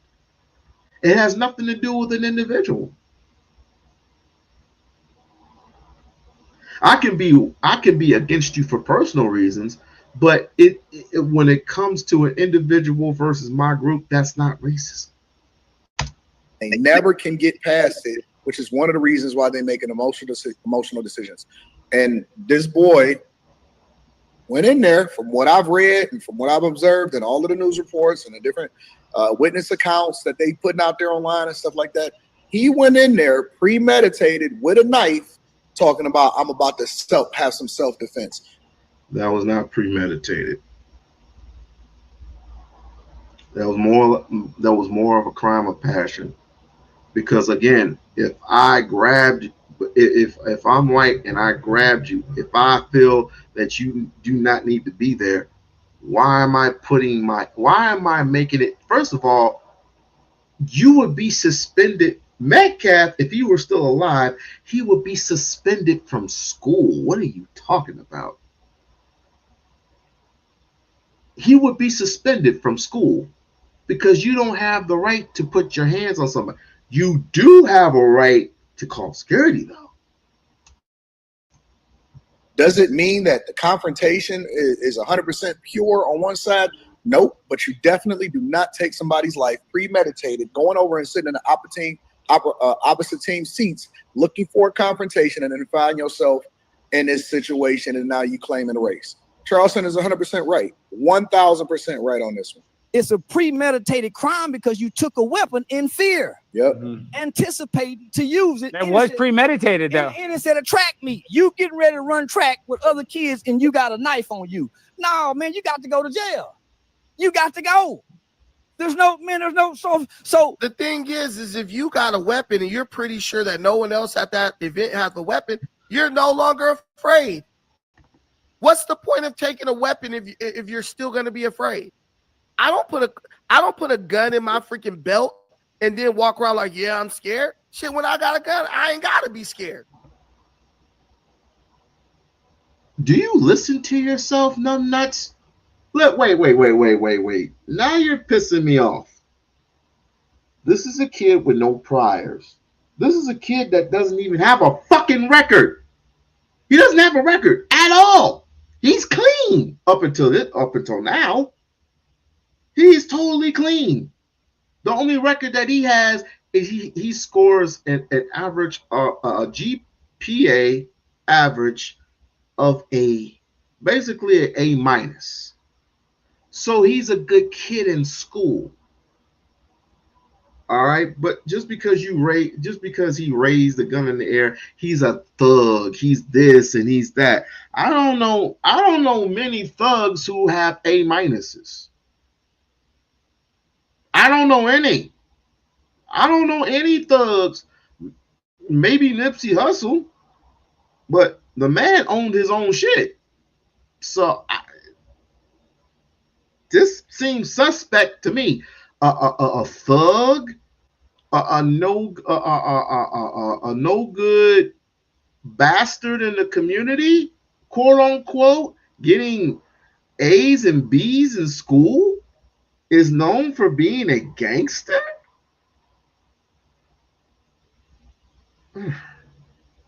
Interesting. Because I know I could put that fire to your ass, and you most likely do not have equal force to use. You're not afraid if you're carrying a weapon. That's the Yes, point you of carrying are. a weapon. Yes, you are. Yes, you are. I am not going to let you get away with that. Yes, you are. When you using it for the first time in a situation, but then again, we don't know. But because there have been no reports on this. Where are the reports? Where are the reports that he's carried a knife more than one occasion? And it's perfectly legal because it's not above 5 inches. But let's just say I'm lying.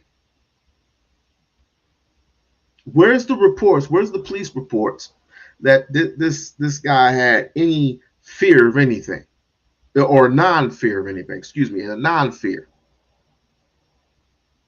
If I didn't have fear, I would have did what I did with what Karmelo did to Metcalf, and I would have ran for my life. I would have ran. It's like, you can't find me. I'm not coming back to school because I don't have that fear. I'm not coming back to school. But the man turned himself in for a reason. And if he did know his 14th, whether it be 5th or 14th, I'm not fighting Lisa anymore. If it was 14th or it was the 5th Amendment, no matter what the case may be, you have the right to remain silent. I wouldn't have never said anything. But the boy was so nervous and he didn't know the laws of the land. Then that's why the reason why he spoke up. And part of it now, what I believe is he might get off on self-defense. And he might do 10 years probation. He might do 10 years probation and a fine at the school that he's at, but his scholarships are going to be taken away from him. He ruined his career. The scholarships are going to be taken away from him. But if convicted, he serves up to 5 to 99 years in prison. He's tried as an adult.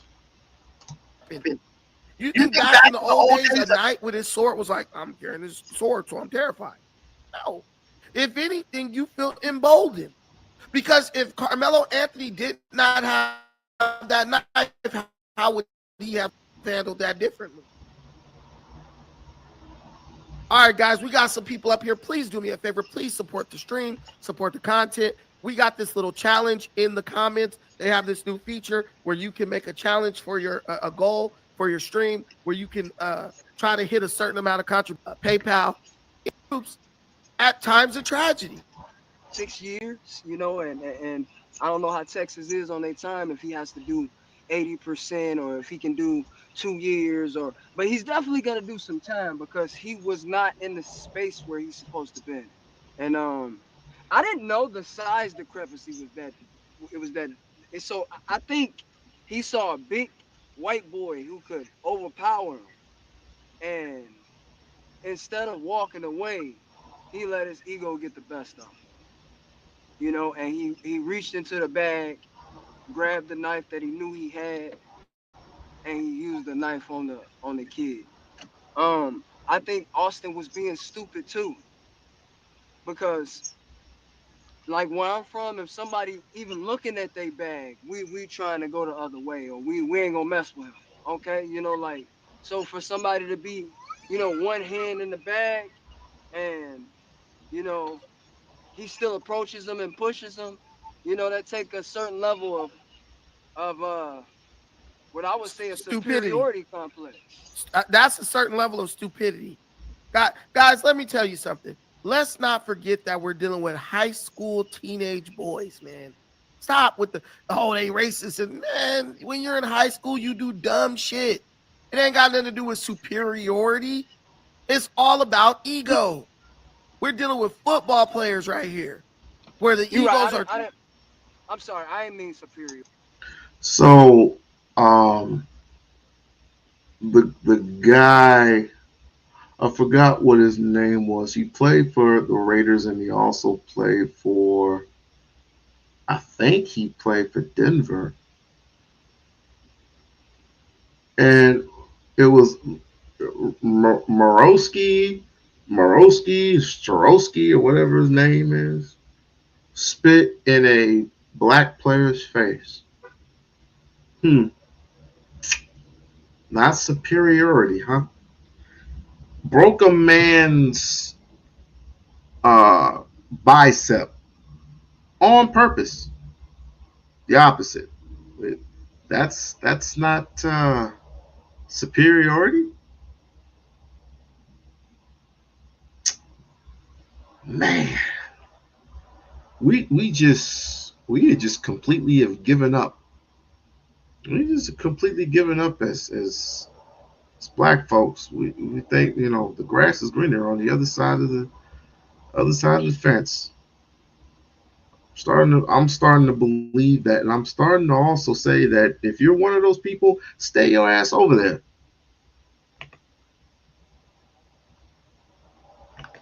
Phase. I don't want that undertone to what I'm If saying. you play Texas football, you think you the shit. Go watch Friday Night Lights. Go look at Booby Miles. That's how these boys he was the captain, bro. Like, he was the captain of his football team. So he's not wrong for having, you know, a higher mindset. Like, hey, I'm the authority here. He's You know a leader. If he was such a leader, how come he didn't get security? Get security. Otherwise, you're going to lose your privileges. Just like we have these male and female talks every time. Who's leader in a relationship? Who's leader in a relationship? When you fuck up, you lose your leader privileges. This is that simple. A leader. He addresses problems, and he was the MVP for his football team. I 1000% know the spirit in which this boy was operating in. And I'm not gonna say he was wrong, but I'm gonna say he was stupid for putting his hands on that boy. Because even if you're operating in that spirit, that does not give you the right to put your hands on nobody. But I understand, because I would be a hypocrite to say that I wouldn't have done the same thing. And when I was in high school, in college and stuff, everybody was bigger than me. But I was the dude. Hey, man. Hey, Tuck. These fools over here tripping. I got kicked out of college. We got in a fight with some Samoans. I threw a Samoan dude on a barbecue grill. Burnt his ass up. You burned a Samoan? Man. Why? Because guess what? You're not about to come over here doing and saying nothing. When we here, you ain't running nothing over here. I get it. I totally understand the energy. But what I don't understand is why in the hell would you go into some other team's area? That is a no-no on any sports team. Yep. You don't do no shit like that. Bro, this is me in school, bro. Everybody was bigger than me, bro, but I was the captain of the defense. That's what you used to say. C is for Crip. House is for. You feel me? Like he bet if they even offer him a plea deal, 160 soaking. Brain click like I want to. Sometimes shit went down. All right. Well, we got another one, but yeah, it's no excuse. It's no excuse for what Metcalf had done. I wish there was a better way for Karmelo to deal with the situation. But when you have no other choice, I wish there was a better way. My question is, and I forgot, I can't even believe I can't even compute this in my head. But you had everybody else around you. Why didn't anybody else respond to what happened? You know why? It's too much like white. If I have other people sitting near me and I'm as quiet as a church mouse, but yet you got these big bad boys. I want to be nice because one got murdered. You got these big badass boys. I'm the captain of the football team. What are you doing over here? You're not supposed to be sitting here, and you grab me? You grab me. So what the heck? So, and nobody behind me, in front of me, they didn't see anything. They didn't do anything. They didn't stop Metcalf from going apeshit crazy, stupid. They didn't stop. They didn't warn, or they didn't tell Karmelo to chill out. Nothing. Wow. So we are the victim of our demise. And this is high school. Nobody else witnessed.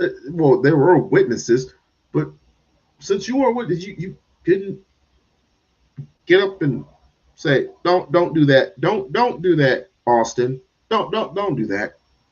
Don't put your hands on him. Don't just leave him alone. He's good. Leave him alone. He's good. There are no assigned seats. He's good.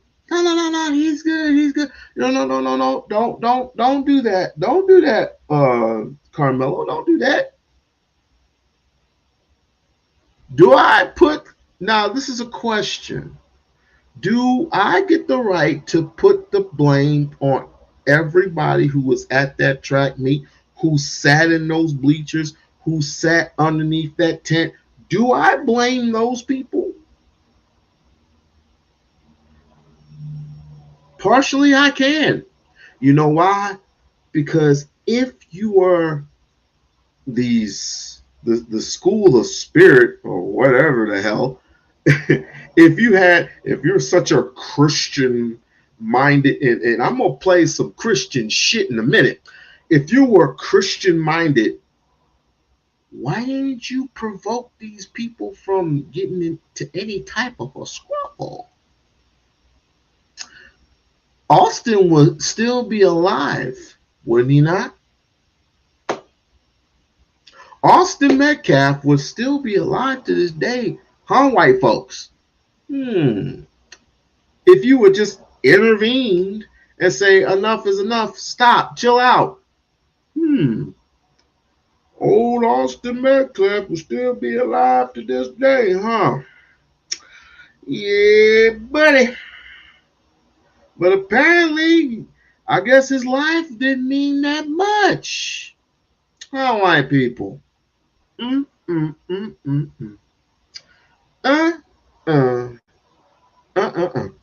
going to go to the next one real quick. Let's go to the next one. I got to do some things real quick. So just sit back and relax and chill out. Content creator in the space, Brandon Tucker, Black conservative media personality. And he was giving his thoughts and opinions on the Karmelo Anthony, Austin Metcalf situation. Now, for those of y'all that have been watching my channel, then you already know my position on the topic. I believe that we should all be respectful, cordial, diplomatic. We should all keep our hands to ourselves. I feel like these are things that we should all have learned as children. To me, it seems like it's kind of elementary and remedial that we even have to have these conversations. But anyways, in this situation, I noticed that people are kind of split down the middle. You have one camp, you have one faction that's basically saying that in order to avoid conflict and avoid early injury and death, we should just all keep our hands to ourselves, be respectful. And I'm a part of that faction. I'm a part of that group. I believe that to avoid all this, just keep your hands to yourself. And then you have another faction that believes that even if for whatever reason you don't feel like keeping your hands to yourself, the other party should stay within the limits of force in terms of retaliation or defense, right? Now, to me, that's a very idealistic view of the world. I think that's a nice way to think of the world, but I don't think that's the reality of the world. So due to the fact that that's not the reality of the world, it would be in your best interest to move with intelligence and proceed with caution in all your endeavors. Now, in today's video, I'm going to be reacting to a recent live stream by Brandon Tucker where he's speaking on this topic. And I'm going to poke holes in his argument. I'm going to show the contradiction of the Black conservative media personality of how they flip-flop depending on whatever the propaganda or the narrative is for that certain day, right? Because I'm going to show you how just in another video earlier in the week, Brandon was saying the exact same thing I'm saying. Keep your hands to yourself. And then he went on to say, because you never know what the other person might do. Let's go. The dude walked to Karmelo. He told Karmelo, hey, man, you got to move. You can't be under our team's tent. I totally understand that as someone who's a football player, was on the track team and all that. Why are you here? You're not on our team. Get your ass out of here, right? Period. Now, in that part of the live stream, Brandon said, the victim walked up to Karmelo and he told him, hey, man, you got to move. And then Brandon went on to say, and I totally understand. Now, keep in mind, during the event, it was pouring down rain, and they said Karmelo was getting shelter under the tent during the rain. So Brandon said he completely understands walking up to a complete stranger and telling him, hey, man, get the hell out of my tent. Stand in the rain. Somebody you never met. Like I said, a complete stranger, and your introduction is hostility. And Brandon said, I completely understand, as if that's a normal interaction. Now, first of all, like I've been saying, I got to go look at his parents. To me, that's simply bad parenting, no home training, no manners, just barbarian-like behavior and terrible judgment and terrible situational awareness. Now, I could be wrong, but to me, approaching a complete stranger in an aggressive manner is the epitome. But yet his father said all these good things about him. You know, he's a captain. He's a leader. He's a leader at home. You know, he's all these things. But yet you put your hand on the right one. And again, this all could have been prevented if, number one, he would have never put his hands on this young kid, Karmelo. Number one. Number two, you had a bench full of. You had a bench full of people behind you, or basically all around you, and they did nothing. Nothing was broken up. Nothing was separated. The security wasn't called. Interesting. Of stupidity.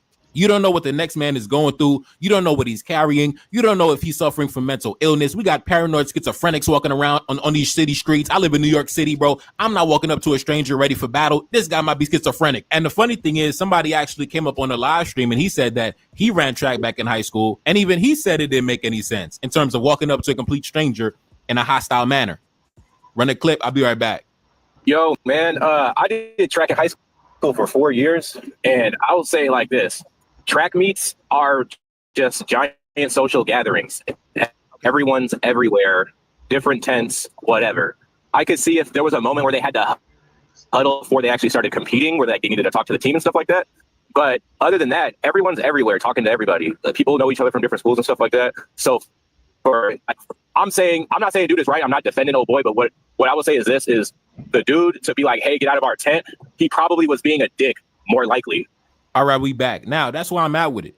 That's where I'm at with it, man. And this is the reason why it's important to instill certain values and principles into your children, because what do they always say? If you don't instill those values and principles at home, they're going to go out into the world and get knocked on their head. Because I'm telling you, man, in those final moments of panic, regardless of whatever the conservatives say, I guarantee you, as Austin was laying there and his circulatory system was malfunctioning, he was thinking to himself, I swear to God, I should have just kept my goddamn hands to myself, bro. I swear to God. I swear that's what he was thinking. I swear he was just laying, bro. Why didn't I keep my hands to myself? Why? That's what he was thinking. So regardless of whatever narrative y'all try to sell and defend it, I guarantee even Austin himself, he would be like, bro, Nefakari is right. I should have kept my goddamn hands to myself, bro. Damn. I bet you $100 million. That's exactly what he was feeling in those final moments in this realm of existence. Now, let's continue. Okay, let me ask you a question. You've been in a fight before, Maggie. You done whooped some feet in your lifetime. I know that. And if I got stabbed, I probably deserved it. But what I'm saying is, if you're screaming at a girl and y'all yelling at each other, you ain't touched her, you ain't swung on her, nothing. She has the right because she's scared to pull out a gun and blow your head off? No, because I haven't touched her. But you said it's about being scared.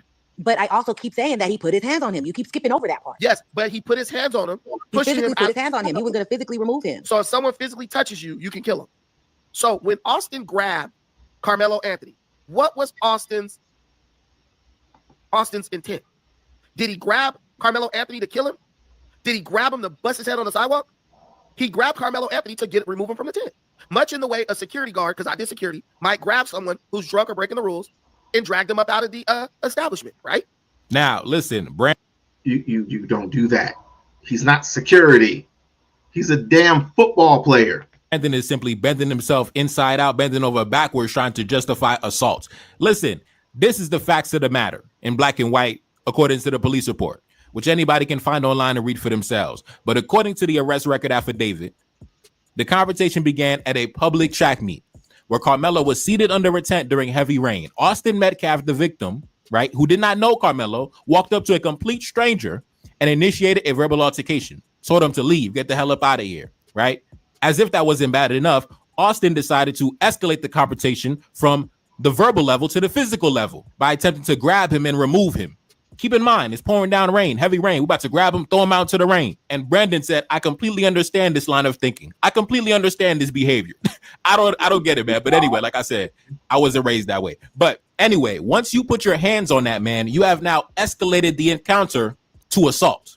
Once hands were laid on Karmelo, the conversation escalated from a simple conversation to now you are engaged in criminality. So Austin passed away while engaging in criminality. This is what they're going to do. I believe when he goes to trial, if the jury takes it there, which I believe that they have the right to convict him. If they take it to trial, I believe, and it's, how do I put it? It's putting the weight on the scales.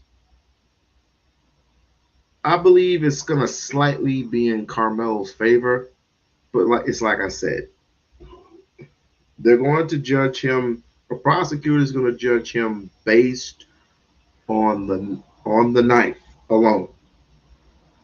And if he didn't feel the need, why would it be on the track team, or why would he just sit there and just on a rainy day? I might add, they're going to pressure him, they're going to force him to say all types of stuff if they put him on the witness on the stand.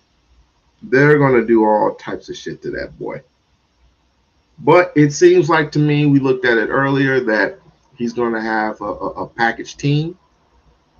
They were able to get the money together, and and by the way, some white folks desperately tried to snatch up his GoFundMe just so he couldn't get a team, the right type of team together. And for a defense attorney, I believe it's like $10,000, but his bail is $1 million.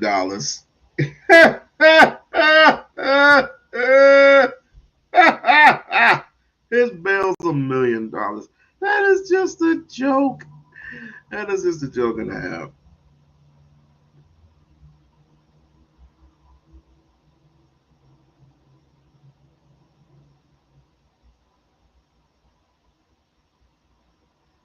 You just introducing me to a lot of shit. Are they white?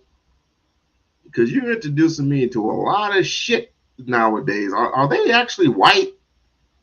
Well, what are they? I don't know. I don't know who these people are. I'm skeptical nowadays.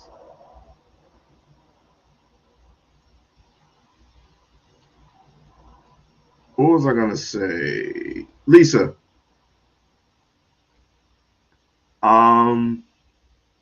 If you're not feeling it, I mean, you know what to do. I'm just pausing right now because I had an idea in my head and I was gonna let you know about it, but it didn't really make any sense. Sidebar: If you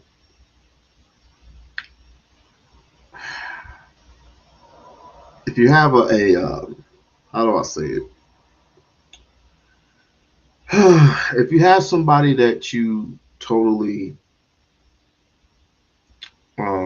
appreciate, you have your love and respect for an individual, whether he or she be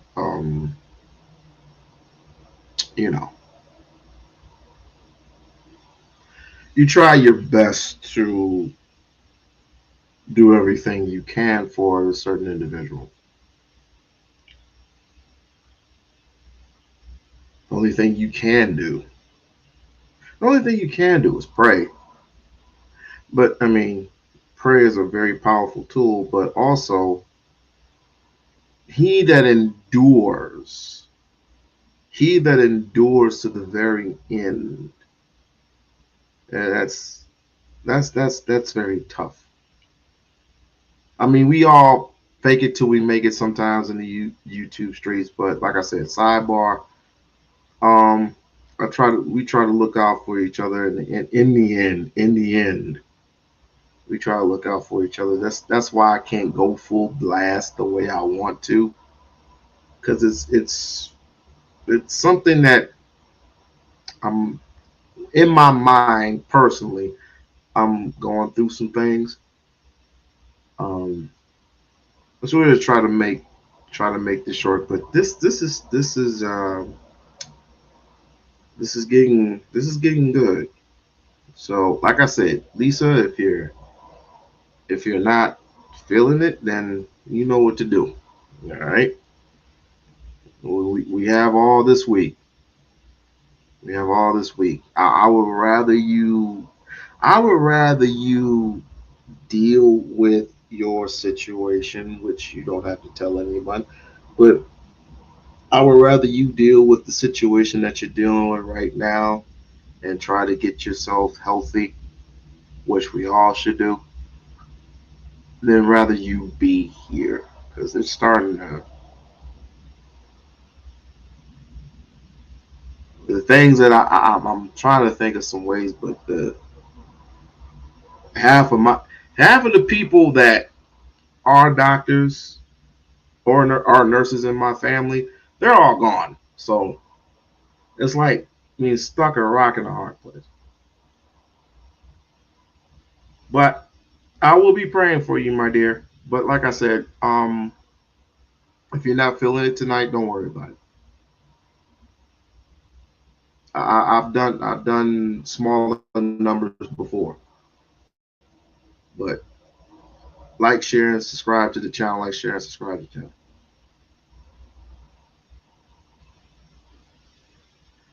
Nah, it's more to it than that, Craig. But I'm not gonna get into it unless she says it herself. So, but anyway, let's continue. Because last time I checked, assault is a crime. It would be no different than somebody passing away, like a drug dealer, getting killed during, a drug deal gone bad, right? Selling drugs. The buyer comes out, he pulls out a gun, robs you. A struggle ensues, and then you get shot and killed. You know how many drug dealers got shot and killed during a drug deal gone wrong? You died while engaging in criminality. You should have not have been committing a crime, and you would still be here, right? Same thing. For example, a carjacker. You try to jack a car, and then you get dragged by the car, right? The person fights back and then drives down the block, and then you hanging onto the car, you get killed, you got ran over while trying to carjack somebody, right? You were engaging in criminality, you initiated violence, and you ended up the victim. Now, of course, you shouldn't die because you're selling drugs. You shouldn't die because you tried to sell an ounce of weed. You shouldn't die because you tried to sell some Percocet. You shouldn't die because you tried to carjack somebody. You shouldn't die because you tried to assault somebody. But at the end of the day, that's not the reality of the world that we live in, right? We have to deal with the reality at hand, not the idealistic view of the world that we desire. Now, anyways, I want to have a story. He had covered a story, I think, down in Florida, where this teacher had got into a verbal altercation with a student, and the student was being very aggressive with the teacher. They said this student was bullying other students, so the teacher had confronted him about his behavior, about his misbehavior.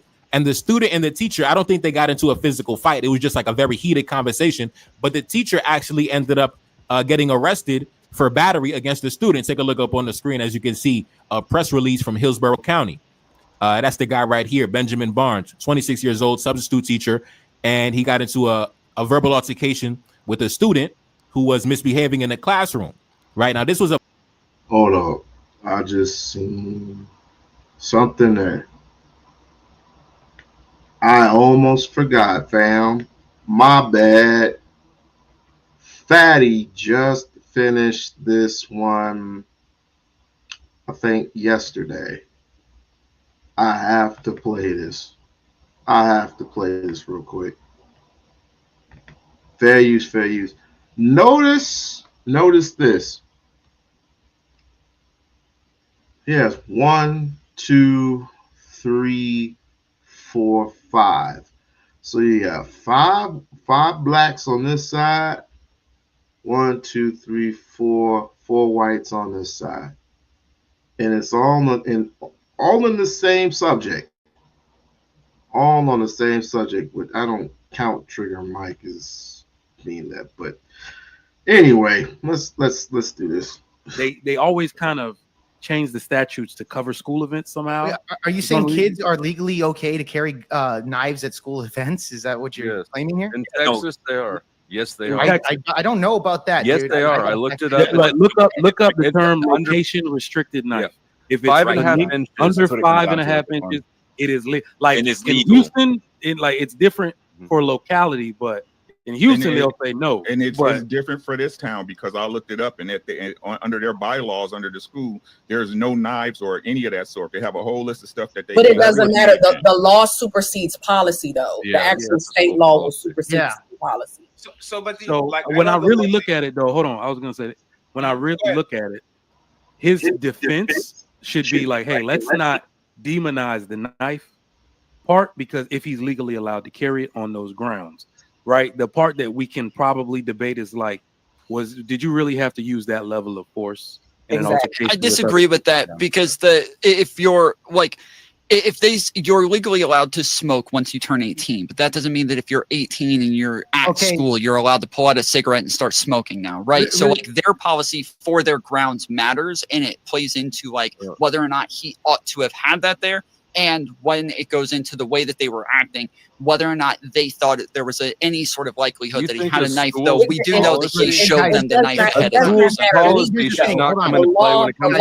We're saying, yes, I'm not saying legally. We're talking about whether or not he had, whether or not he ought to have had the knife. They're saying whether or not we should stigmatize this or whether or not it was okay for him to have it there. And I'm saying that yes, of course, legally this is different. But when it comes to whether or not he ought to have had it on school grounds, if the school says it's against the rules, it kind of changes things. But here's the thing: I just looked it up. It's actually as long as if they're under the age of 18, both of the Karmelo was 17 years old. Technically, yes, him holding that knife into that event still would have been illegal. But no, it wouldn't have. What are you talking about? It's under. Yes, I just looked it up right now. I know you just looked it up right now. I looked it up 2 days ago, and I had to do a lot more research than you just did to find it. Okay, give me your thing, and I'll tell you why you're wrong. Come on. No, don't give him your thing. That's gay. No, I want to know what it says. It's important. I want to know what does it I want to say? see what you're looking at because I promise you you're mistaken. I've looked it up. Mike's looked it up. And you just did like a 30-second Google search, and you made it just okay. Well, then dude, I gave you under Texas penal law code right here. There's the. I just want to see the link. Huh? Yeah, just Google it.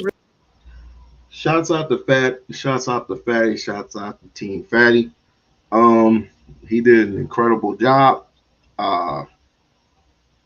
This is a fairly even panel. 1, 2, 3, 4. 1, 2, 3, 4. Fairly even panel. So he's mainly the host in this situation. So let's continue. really quick, bro. Just That's all. let him read it. Just read it. Jake. Over. Okay, no, that's Yeah, I agree with that. minors Over under 5 18 to carry knives and blades longer than 5.5 inches at school events. These are considered location restriction knives under Right. Texas That's what we're Penal talking about. Code. Yeah. Yes, exactly. That's what I we're don't talking think he about. had. I don't think he had a sword. We don't know that this knife was over Karmelo 5.5 was inches. 17 years old, bro. He was No, 17. we don't know if this knife was over. But what you Yes, just but read they're said saying over. that. Yes, What the you length read that you said just over. read is he had something Kids below can that carry length. shorter knives. They Well, here's can't the carry thing. longer ones. Okay. Friends, give me Okay, just one gotcha, second, gotcha. please. So, Give me so my just question one is second. this. My question is Am I this. muted? Okay. No. Okay. No. Thank you. Go ahead, Ricky. Finish your point, and then I'll ask the question. The clock being resetted once, so you just want to let you know. Go ahead. So this is the question I got. I got about the knife, right? This is the thing I got about the knife, right? So we understand the law, right? What like we're like y'all debate now about what the law says is and isn't, right? Okay, we can all agree on that or agree to disagree, right? My question is this: even though it's allowed and it's normal, right, in Texas, and it's normal for Texas, right? When you got a knife on you, what do most people think? Well, it doesn't matter. This is an appeal to what? To speculation about groupthink. It has nothing to do with. Let's walk with it. Let's walk with him for a second. Let's see where he goes. Okay, what do most people think? I don't think anything because I carry a knife all the time and I haven't stabbed someone since ever. People carry remember a lot knives of on the people outside of their having pockets knives. here all the time. We see people Understood. everywhere I go with knives. Understood. Could I just get a direct answer to my question, please? I wouldn't think It anything is of the it. answer is Yeah. we're saying it's What- just like wearing pants. Like we would think the same thing as wearing Oh. pants if you're wearing a knife on your So, pants. so right, okay, great, fine, Not right? quite, Could but you yeah. could you cut paper with pants? No. No. So you're saying anything that's it's not viable to carry anything that's sharp? No, that's not my question. That's not the question. The question I asked you is the Well, question you've I asked asked it twice now, and twice everyone said we would think it was normal. I asked you. I already gave y'all the point that it's understood and it's normal and supposedly legal, right? I gave y'all that point already. My question is, if you see somebody with a knife or you're carrying a knife, what do you use it for? Well, it's the same. So people use them for all sorts of things, like especially when, What's their primary like I said, use? here in Georgia, a lot of people. So to cut use things. mine So to like a scratch lot of my times feet they'll with and they'll shit. cut. Yeah, lots of times people will cut open joints with them. Lots of times they're cutting open, like beer cans and crap like that. Like there's all sorts of like weird things that people do with knives, and it's very handy lots of times, especially when we're talking about pocket knives that have all sorts of corkscrews and like all sorts of nail clippers and crap like that on them. They have a lot of utility. And as a track star, they take their cleats on and off with those multi-tools. Just want to add that in there, Tom. Yeah. And like tape on your wrists and all sorts of stuff. He needs to A multi-tool or a knife? I think it's safe I to don't say think we know that the we most don't know common the use specifics of that the people knife. have knives for is not violence, right? Yeah, no, I definitely agree with that. Yeah, But I agree. So my question will be, and this is why I actually asked the question, is because it has to do with age. Let's assume that they are 18, right? Does Texas has like the stand your ground thingy, like in Florida, for example, where when people come, like if this was in any other state, right? Like for example, let's say Florida, for example, could he get away with it? Well, I think he will get away with it. I think he will get away with it from the affidavits from the other eyewitnesses. Is that the other two came up to him and started kind of like telling him to get up and move, and then he started saying, back off me. They touched him. He said, put your hands on me again. They put their hands on him again. He pulled out the knife and said, put your hands on me again. They put their hands on him again, and then he stabbed them. I'm saying this is from the affidavit. I'm saying it's from the affidavit from the eyewitnesses within the police report. No, the police report stated. Jake, you've already been wrong once in the last 5 minutes. Well, I think he's right about this. The order. You're wrong about that claim completely, bro. Let Tom Land and Jake. This is a very long-winded conversation, but it gets good content because number one, well, let me say this for just to get things out the way. Number one, we do not know we don't know a freaking thing. But I appreciate when people come on panels like this and they're perfectly honest for once. That's great. Now, here's the thing. When everything comes and we see the body cams, the footage, we want to see it all. How long will it be before we come back to this very same thing? So until new evidence will reveal itself, we're just gonna have to say that this is mainly just hearsay.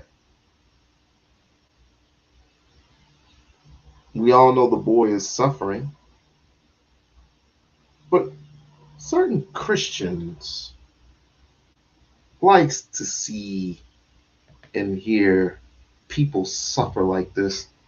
You know, certain Christians who like to do Umar content for whatever purpose it is beyond me. You're a Christian doing Umar content.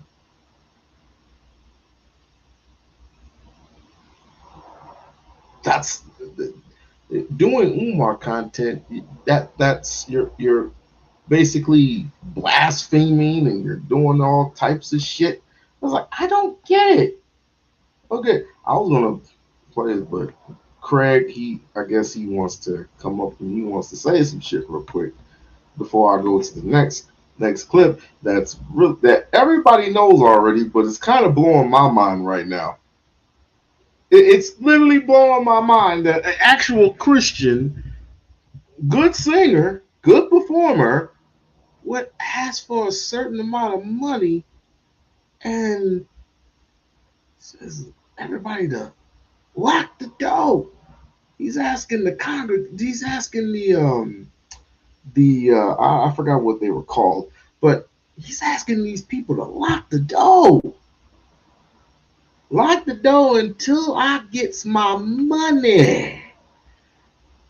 We ain't gonna sugarcoat this. We gonna say it for what it really is, cuz Marvin Sapp wants his money because he sees the jets, he sees the cars, he sees the outliers. Know what I'm saying?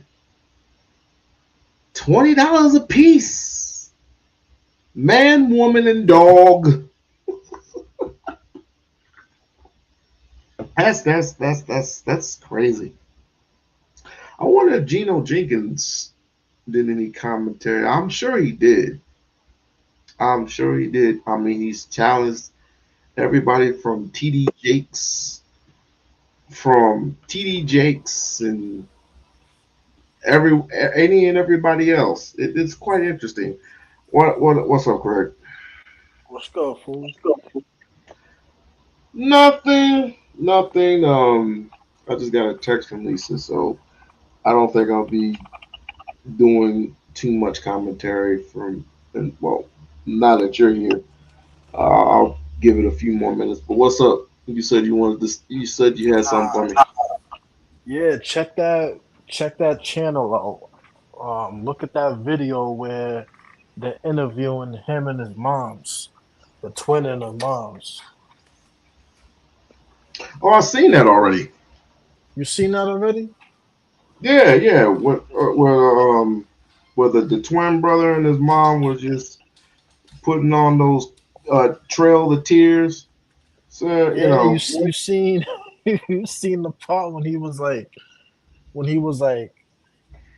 mentioned the host mentioned like the father, and he was telling his mom to shush. I've seen the whole thing. You know what I'm saying? What the fuck is that crazy about? Like, and you heard about his father's history, like the twins' father's history. Yeah, they're model citizens. They're model citizens. They do everything. Nah. He got arrested back in the day for sexual assault. He's one of them type of niggas. I don't, Craig. I don't put anything past the dad. It's just like, for example, Craig Jenner. Craig Jenner used to be a music artist. You know the what you call them, the Kardashians. You talking about Yeah, Bruce? Bruce. My bad, Bruce. Well, he ain't Bruce no more. So Yeah, it's Caitlyn now. yeah, and his purse. Check this out. His purse cost over $100,000. Yeah, I believe that. It's But it's now, in a display case at Resorts World. If you don't believe me, that's look this crazy. shit up. No, I believe that. That don't surprise me on that. They be glorifying nonsense all the time. But Oh, nah, that shit. The reason why I was saying that is I was like, nobody's talking about that shit. Like the news is not talking about none of this shit. You know what I'm saying? You got witnesses saying that they was there and they're giving a whole different account. Nobody's talking about that. They're trying to paint him like a thug, but you got pictures of the two twins or the twins. They're holding guns up. with They got rifles. they holding rifles up. They got middle fingers aimed at the camera. All this type of shit, but they're not playing none of this shit. They're just trying to make it look like homeboys like the issue. Like, nah, nigga. Homeboy talking about the father talking about it starts at home. It's like, my boy, like, nigga, you a whole predator out here. The fuck you talking about? It starts at home. No wonder why those two niggas was bullies. The father was Do you probably beating on them their whole life. believe anything that Charleston White say? Do you believe anything that Charleston White whatever comes out of his mouth nowadays? Man, Charleston White's he's I would say I agree with him about 25% of the time. The other 75% is just him being a fucking clown. He's not saying anything new. You feel what I'm saying? But the point, the only reason why Charleston White is who we know him of today is because he takes something and he blows it up. It makes it something. He makes something out of nothing. Shock value type statements. Shock value type thing. That's all. That's all that it is. It's just shock value. That they say something crazy just so people could retweet it, just so people could share the video, comment to get it out there because they want to make money. It's all about money. You know what I'm saying? Views, clicks, all that bullshit. That's And Charleston White. He's a clown, he bro. made a lot of money, especially when he was on Anton's show. And Anton proclaims to be this self-proclaimed millionaire, which he's not a millionaire. I'm just gonna straight up. He's Yeah, he's not too far off. Anton's trying to get that white view. He's trying to get Anton understands that with what he's trying to do in the whole Twitter, YouTube space, he understands that he needs white viewership. So don't forget that's why he Patreon. moves. Patreon, all that. Like he's a Mhm. grifter, bro. He's just another grifter. Oh yeah. This is grifter season. Oh The yes. grift Oh yeah. the last few years, basically since COVID, like I would say since like the middle of 2020 till now, it's grifter season. He's just another grifting ass nigga. Shock value type shit. That's why I don't fall into all that shit. I be seeing Charleston White pop up on my feed. I don't watch some videos, man. I don't be watching them shits. I watched a few of them, but it's the same shit, different case. No, it's funny. It's just amazing how not you personally, but us as people will actually follow a guy like this and to take him seriously. But certain people, not mentioning no names, can do one thing off balance, do one thing off key, do one thing wrong, and all of a sudden it's hell on earth for these certain individuals. But Charleston White can lip sync, smack, bring a gun, bring a knife, mace people, smack people upside the head with I think it was a vase of some kind that had fake flowers in it. He took the vase and he smacked this dude upside the head while he was doing his little comedy special. Very, very interesting. Yeah, it's that shit. You're It's right. just one big It is shock distraction, value. bro. Yeah, That's all right. that is, bro. It's shock value. That's just a distraction. I ain't got time for that shit. Bro. So I would mainly call him an agent. I'm agent of chaos because what you're doing is no different from what other people are doing in their communities, and saying that black people are actually burning down their communities. No, you contribute to the shit because you're actually provoking the shit. He's the last nigga. He's the absolute last nigga that should be talking. The way he's talking, he could be talking against. He could be talking against violence and against gang banging and this and that. That's fine. But the way he's going about it, he's the last nigga that should be talking about it. Because somebody lost his life on the account of him and his homeboys years ago. I would rather listen to LeVar Ball speak because LeVar Ball took he got a white wife though. He took his. I'm on the kids. I'm on the kids. Ain't that a problem with you though? What happened with that? Hold on. He took his kids, 3 of them. Man. Where are they at right now? Yeah, but they were already privileged though, bro. They were already privileged. They was bound to have a good life one way or another, nigga. They was bound to have a good life one way or another, nigga. Not really. Yeah, because really, nigga. Okay. What is that guy's name? Mello. To me, Mello is the only kid in my eyes. I can see him going further than his older brother. I don't even know them niggas, to be honest with you. Mello, he's the youngest kid. Mello, he's the youngest kid. Yeah, he got 3 sons, right? Yeah. So Mello will be the youngest kid that plays for Charlotte. I forgot what kid played for. I forgot who the kid was who plays for Chicago right now, and I don't even know what happened with the middle child. But he did say before tragically he had to sever his leg got severed due to diabetes. I would rather listen to him. You know what I'm saying? I would rather listen to him. I would rather listen to 3 hours of this man just talk off the wall, off the cuss. I beat Michael. I'm the one that taught Michael Jordan how to play basketball. You taught who play basketball? Really?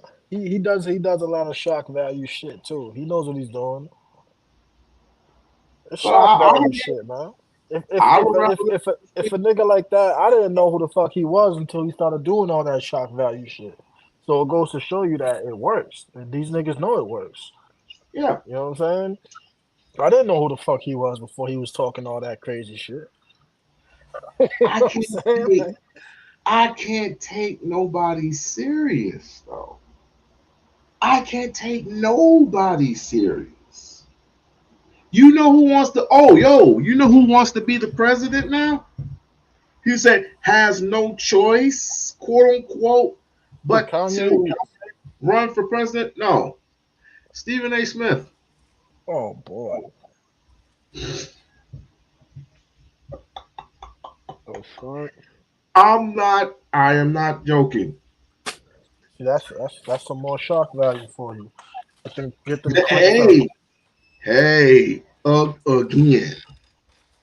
We have this yellow bastard in office. That's not a shock. That didn't come to No, it's not. And let me explain why. When he says he's going to do something, he does it. That's not a shock. We just didn't think it was going to happen, but it did. It did. So don't be surprised if you either see, I don't know what happened to him. See a Dwayne Johnson? If you see a Dwayne Johnson, and let me go to this clip real quick before he come back. Oh, excuse me. Like, share, and subscribe to the channel. Back to you, Christians. Damn it, he's back. Let me play this clip real quick. That is involved. There's 1,000 of you. I said close them doors. Ushers, close the doors. Close the doors. We all gonna leave together. Y'all ain't going no place but to the restaurant. That type of shit be pissing me off. There's 1,000, right? And those that are watching, it's 1,000 that's watching online. This is a small seed. If I get 1,000 online to give this, if I get 1,000 in the sanctuary to give this, that's $40,000 tonight. I'm challenging each of you all down here to give a $20 seed. I actually think $20 is a lot of money.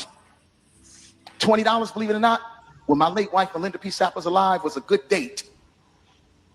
I could take her to the movies, buy a box of popcorn, get 1 soda, 2 straws.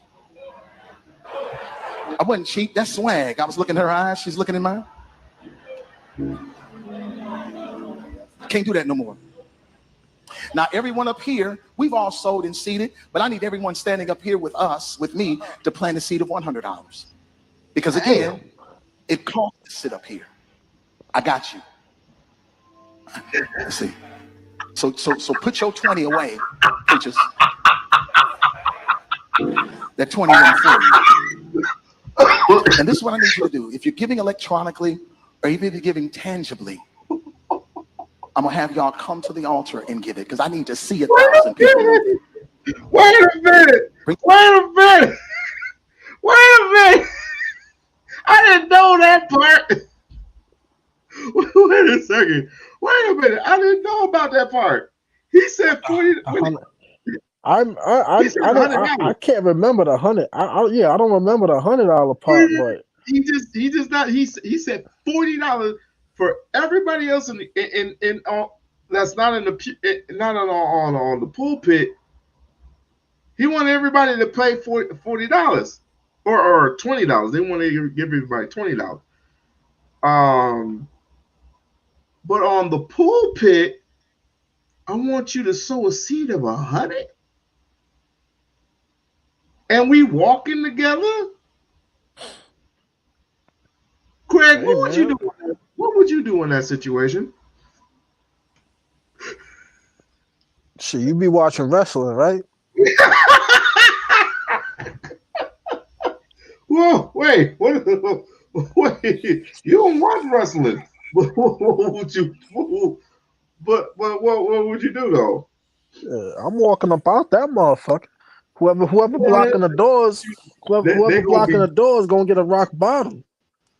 Motherfucking Stone Cold Stunner or something. I was super. Get the fuck out of my way. I would super kick each and every single attendant, man, woman, or dog. I don't know, man. These pastors, man, they ain't got no damn shame, man. And they have an ATM right there, right at the doorway right there. You know how I know? There was a church who had the exact same thing, and they're known here in Las Vegas. I just forgot who they were, but they had an ATM. Like, I never seen a church with an ATM machine. You got an ATM machine in the church, nigga. That's crazy. You never heard of that? Hell no. You got an ATM machine inside the church, nigga?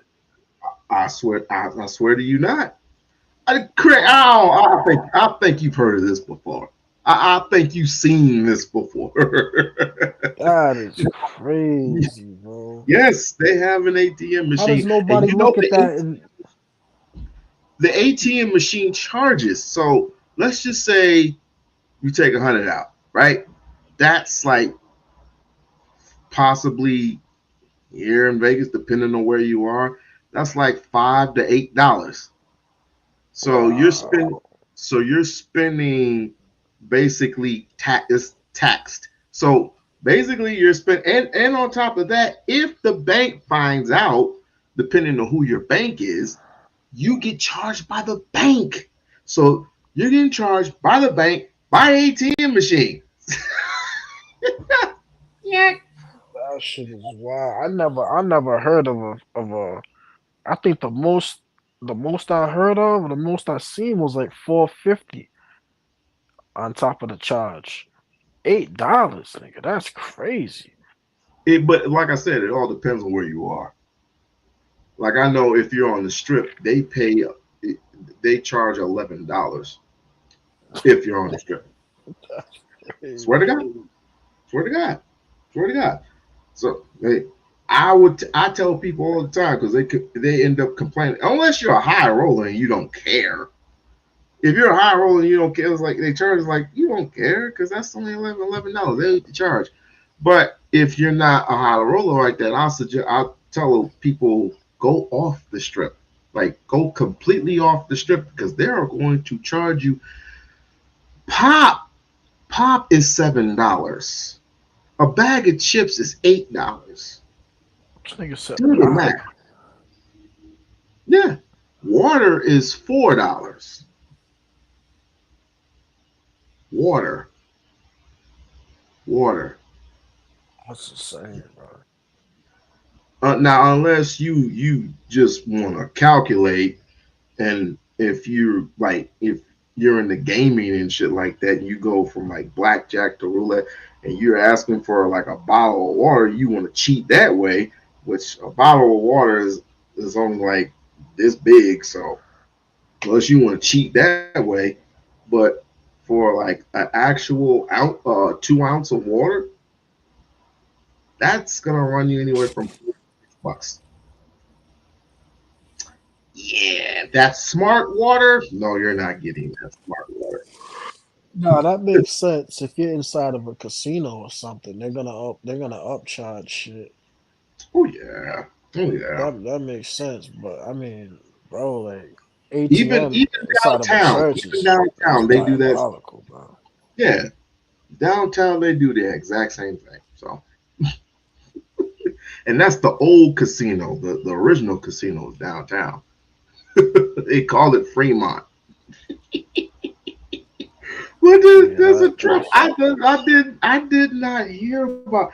I'm gonna do some editing, and I'm gonna do some shorts for a certain individual, a certain Christian who does Umar content. You got the nerve to come at Umar for what he does, but yet, hold up, you got Marvin Sapp charging niggas. What? You got Creflo Dollar who has issues with his daughter, okay? And he's charging people too. He has an ATM. They all have ATMs. Marvin Sapp, Creflo Dollar, TD Jakes. They all have ATM machines in their church. I never even knew that. Yeah, they're right. They're usually like right there when you first go into the actual church itself, where you go to sit. It's like, and they all say the same thing. Hi, would you like to join our congregation? Like, sure. Yeah, because churches be charging niggas like a certain fee every month, right? Like to be a part of the church? Charge you 10%. 10%. 10% like 10% on what you, let's just say 10% on what you earn at the job. Let's just say you make about 1300, 1400, 1500. 10% of that is whatever you make, you're supposed to, you know. Yeah, oh, and I forgot what is it? Tithes, offering and pledges. Offering and pledges. Did I forget to mention that? Offering and pledges? No, I mean, I don't. Makes you not want to go to church now. Well, I mean, I'm not even like, I'm not a fan of these churches for that reason right there. I'm like them like this video was like the, I don't want to say it's the extreme version of what goes on, but it's like it's like the blatant version of what goes on. Like every church expects that, but I mean to come out here and be like, you know what I'm saying? The way he did it is like, damn, bro, like, you ain't got no shame, huh? Y'all already begging, but it's like the money that y'all getting every weekend is not enough, bro. Like, well, churches don't get taxed anyway, so it's like I mean, shit, like. Some of them are taxes, not taxes. Yeah, the taxes up. Churches taxes up. It's a worship thing. Some of them are debt. Some of them are tax free. Yeah, that's what I'm saying. They ain't gotta pay no taxes. You know what I'm saying? They ain't gotta pay no taxes because they're the new FBI. Yeah, so it's like to come on and like basically demand people give you money. It's like, come on, bro. I know y'all getting a good bag every week. It's like there's no reason for this. This is insanity, bro. That's why Creflo Dollar and them is it Creflo Dollar who got the private jets and shit. You know what I'm saying? Like, yes, of course. Yeah. Come on, bro. He's Where'd doing that it. come from? He said he's being blessed, and the Lord gave him this. And you wonder why we're so much impoverished that we are. I mean, if we're gonna do all this, I mean, at least trick me. You're not fooling anybody, except for the ones that are being in your peers and then they believe in the Lord. Just like I don't believe in none of these dudes that like to trick women into giving up they draws or whatever. I've seen that shit too. It's like if you don't give me your panties right now, you will be punished by God, and they will give up the panties right in front of everybody.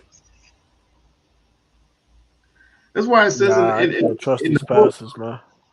That's why they said and just to let you know, it's not everybody that's doing it because Geno Jenkins is singling everybody out.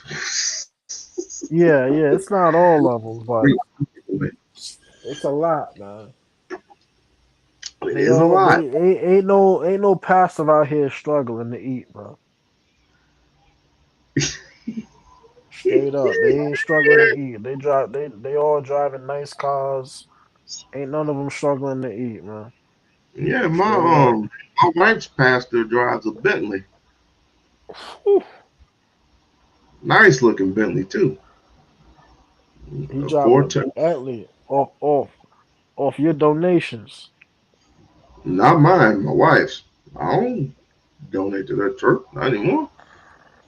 It's been a couple of years for me. No. Damn, no, sir. Oh, and let's not forget his wife drives what you calling them Porsche trucks. Mm-hmm. And the daughter of course, the daughter, she drives a Mercedes, like a Mercedes Benz, like this year's. Like, okay, all right. And the two, let me not get on the two sons, because the youngest son, he just drives like a regular truck. But I mean, the oldest son, that's a big ass pickup truck that he drives. So I'm not gonna even count all that shit. But all I saw was the Bentley. I saw the Bentley. I was like, yeah, they're paying him. Yeah. Yeah, And they he ain't comes. paying. They just pocketing the bread. They're just pocketing the bread. It's as simple as that. Like, he shows up Yeah, once or twice a week. certain percentage. Yeah, a certain percentage of that goes to them. Yeah, And the other a healthy percentages goes to percentage. certain percentages goes to Israel. Israel. Mm-hmm. Oh man. Wow. That one I can't explain to you, because they all say the same thing. It's for a good cause. Wow.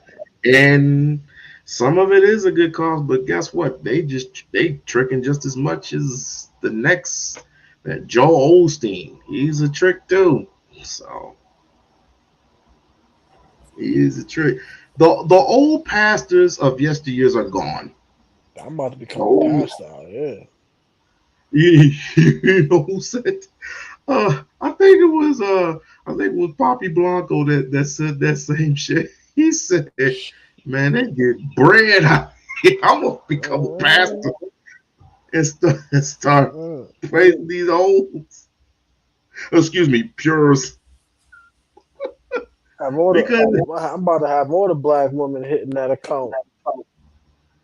yeah, you might want to get some white folks in there too. You might want to get some white women in there. No, man. That's Because talking about he drives a Bentley. That's crazy. I never heard it. I never Donnie heard of a Kirkland fucking came pastor. out. Who? Donnie Kirkland. We fall down. That guy, he came out. No, I don't know who that is. Guess who else came out? Mr. Stomp, allegedly. Who these Kurt pastors? Franklin. No, Kurt Franklin. Oh, Tell Kurt me you know who Kurt Franklin. Franklin. Yeah. He Yep. came out. Oh, he came out the closet? Alleged. Oh, okay. Because he revealed that he has daddy issues. Oh boy. It's a great falling away. That's what the biblical scripture says. It's a great falling away. Men will be lovers of themselves.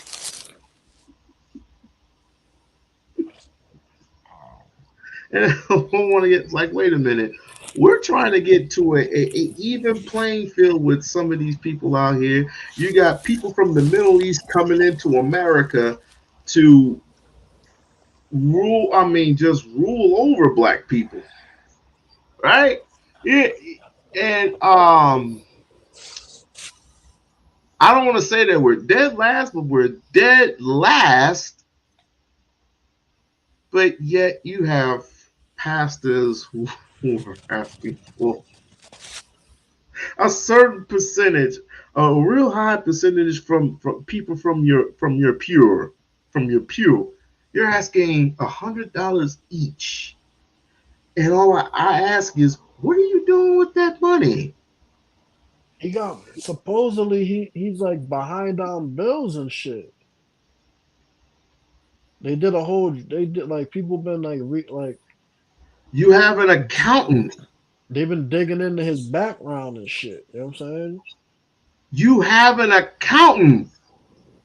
That What don't are mean you shit. doing paying bills? Nigga, the accountant, you gotta have money in the account for the accountant to pay the motherfucking bills, nigga. Exactly. He's a performer. Right, but if he These ain't are got no money in the bills, if he ain't got no money in the account for the bills, then shit, nigga, Ushers lock the door. We about to shake these niggas down real quick. You know what I'm saying? Like, nigga ain't got, if he ain't got money in the account, nigga, shit. I think he gonna pay his bills, man.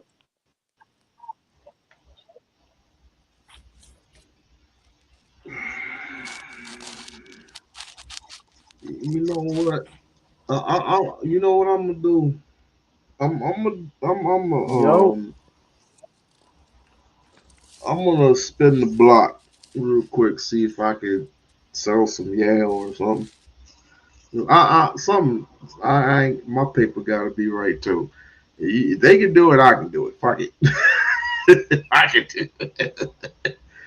I gotta sell some shit. This is ridiculous. This is fucking ridiculous. Oh, but he better not say anything. I'm gonna get on him. I'm gonna get on this so-called Christian guy. I swear to God, I'm gonna swamp his comment section with all types of shit. I was like, you have the nerve, the illegated gall to criticize one man on to basically do something with his. Why? But anyway, this dear woke Christian guy, I swear to you, I'm gonna crowd your comment section with all types of shit. I really am. But yeah, anything else you have for me, bro? This is. I have nothing else to say to this. I really don't. Because one, let me conclude. Let me conclude some shit.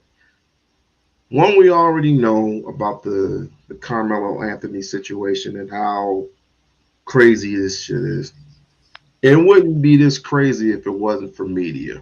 It wouldn't be this crazy if it wasn't for politics. So we won't know for possibly maybe a while before he hits trial, if it goes there.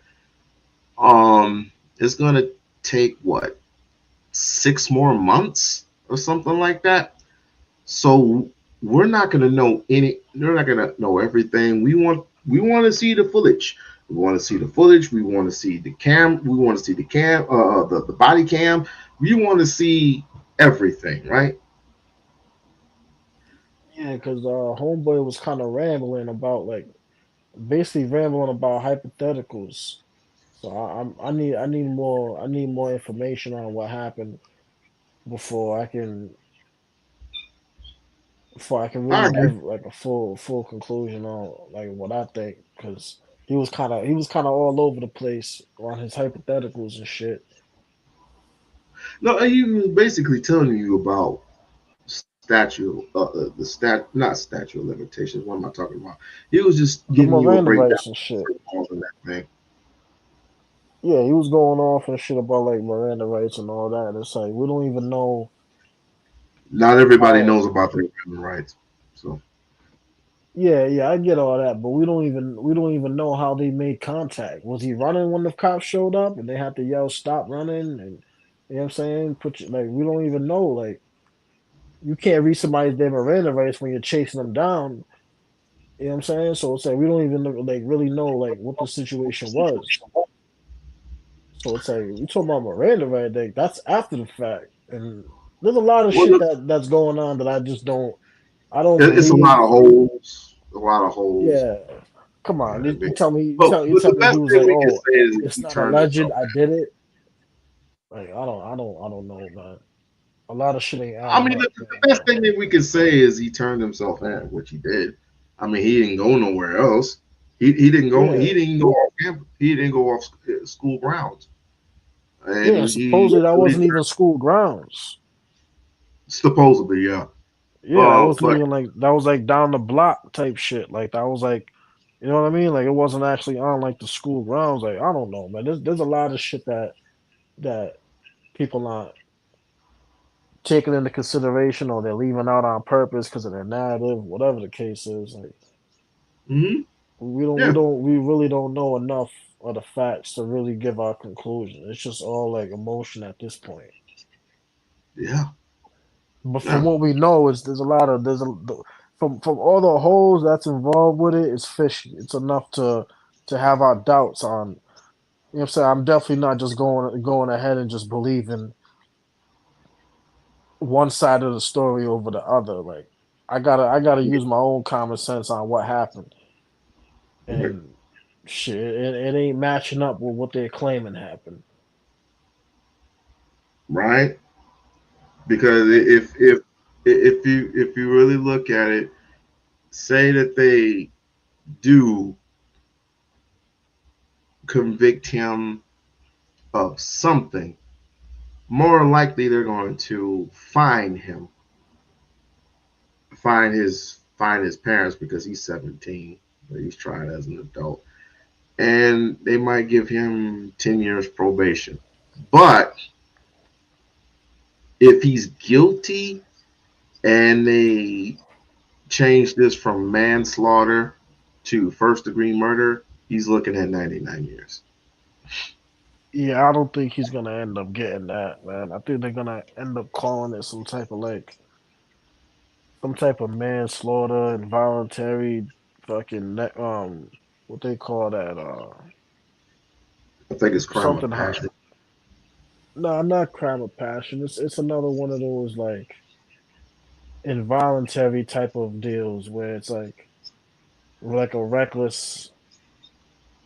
I forgot the exact legal term of it, but you know, what I mean, one of those like homicides that wasn't intentional, where a lot of people end up getting like, you know, 5 years probation, 10 years probation, or suspended sentence, whatever the case is.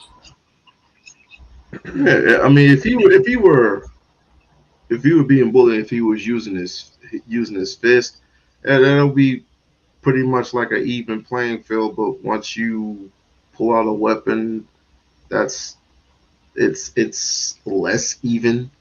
So, but we still have to look at this situation. You got two big giant white boys. One of them comes up to you. He's 6 feet tall, 220 pounds, and you got a guy that's 5'9", 230. Which by the way, he's not 6 feet. But I say, depending upon because you got a linebacker, and of course you have a strong safety. Strong safety, you can still lick wood onto some people, but yet it's like you got a linebacker that'll take your head off. So you punching me and you're 130, that you're throwing grapes at me. You're throwing grapes at me at this point. But if I was 200, now if I was 190, to your 220, that's what 40. You're giving off 40 pounds. I may sting you or whatever, but I have to be like literally in the middle, like 200 pounds, and I'm just laying wood on your ass. So I'm just assuming that since all the stories are being changed. First, he's being pushed, and then he's getting grabbed. Now he's getting punched. I'm like, okay. So now I'm hearing three different things. First, he gets grabbed. Then he gets choked. Well, not choked, but he's trying to literally trying to get him up. But he's getting grabbed. He's getting choked. He's getting punched. Either way, he's getting harassed. He's getting bullied. Yeah, I mean, his phone got broke. They broke his phone, from what witnesses are saying. They grabbed his Yes. backpack, broke his phone. So it doesn't sound like this was like some type of back and forth verbal altercation, and then he just pulled out a knife and stabbed him. Like, no. That they niggas could throw that shit out the fucking window, bro. Don't put your hands on the nigga. Like, he had no authority to go over there and tell him he had to leave verbally in the first place. That's when you turn around, you go get the coach, you go get the assistant coach. I'm pretty sure there's a bunch of teachers who are on standby watching the track meet. You can go get one of the teachers and tell them he doesn't belong there, and they'll escort him out. You know, he had zero authority to even approach him verbally and say you gotta leave. Like, nah, bro. He should have never even stepped up to him like that. And then after he stepped to him, you got backpacks being grabbed, you got phones being broken. Like, nah, bro. Come on. Mm-hmm. I believe it was Yeah. a 2-on-1, man. I think the other brother's leaving shit out. He's leaving shit out. I believe that too. I believe that too. But let me ask you something. You mean to tell me you didn't have all those people that were sitting at the bleachers? They didn't intervene. Nobody intervened, man. But that's the thing too. It's like we don't. It seems like a lot of things are being left out. Nobody's stepping up to nothing. It's like, hold on, are they? Did they tell who knows? The police could have told them don't say nothing neither. You know what I'm saying? Like, don't go on social media saying what you just saw, blah blah blah. Like, who knows? Like, the way these police are, they could have put out a bunch of fucking gag orders or something and subpoenas for niggas to show up in court in the future. Like, we really don't know. And this is one of the reasons why I did not read you your random rights. Interesting. I'm my bad, partner, but I gotta see what's up with Lisa, but I'll definitely holler at you next stream. All right, bro, be safe out there, man. All right, you too, bro. All right, well. All right, I got an emergency. I got a not an emergency situation, but it is an emergency situation. But needless to say, we've had all of what we need to know from Metcalf and from the Anthony situation. We just need further confirmation, further evidence, further footage, and hopefully we get to review that over time. It's gonna take a minute, like I said, but other than that, y'all have a good night, and I'll see you in the next stream.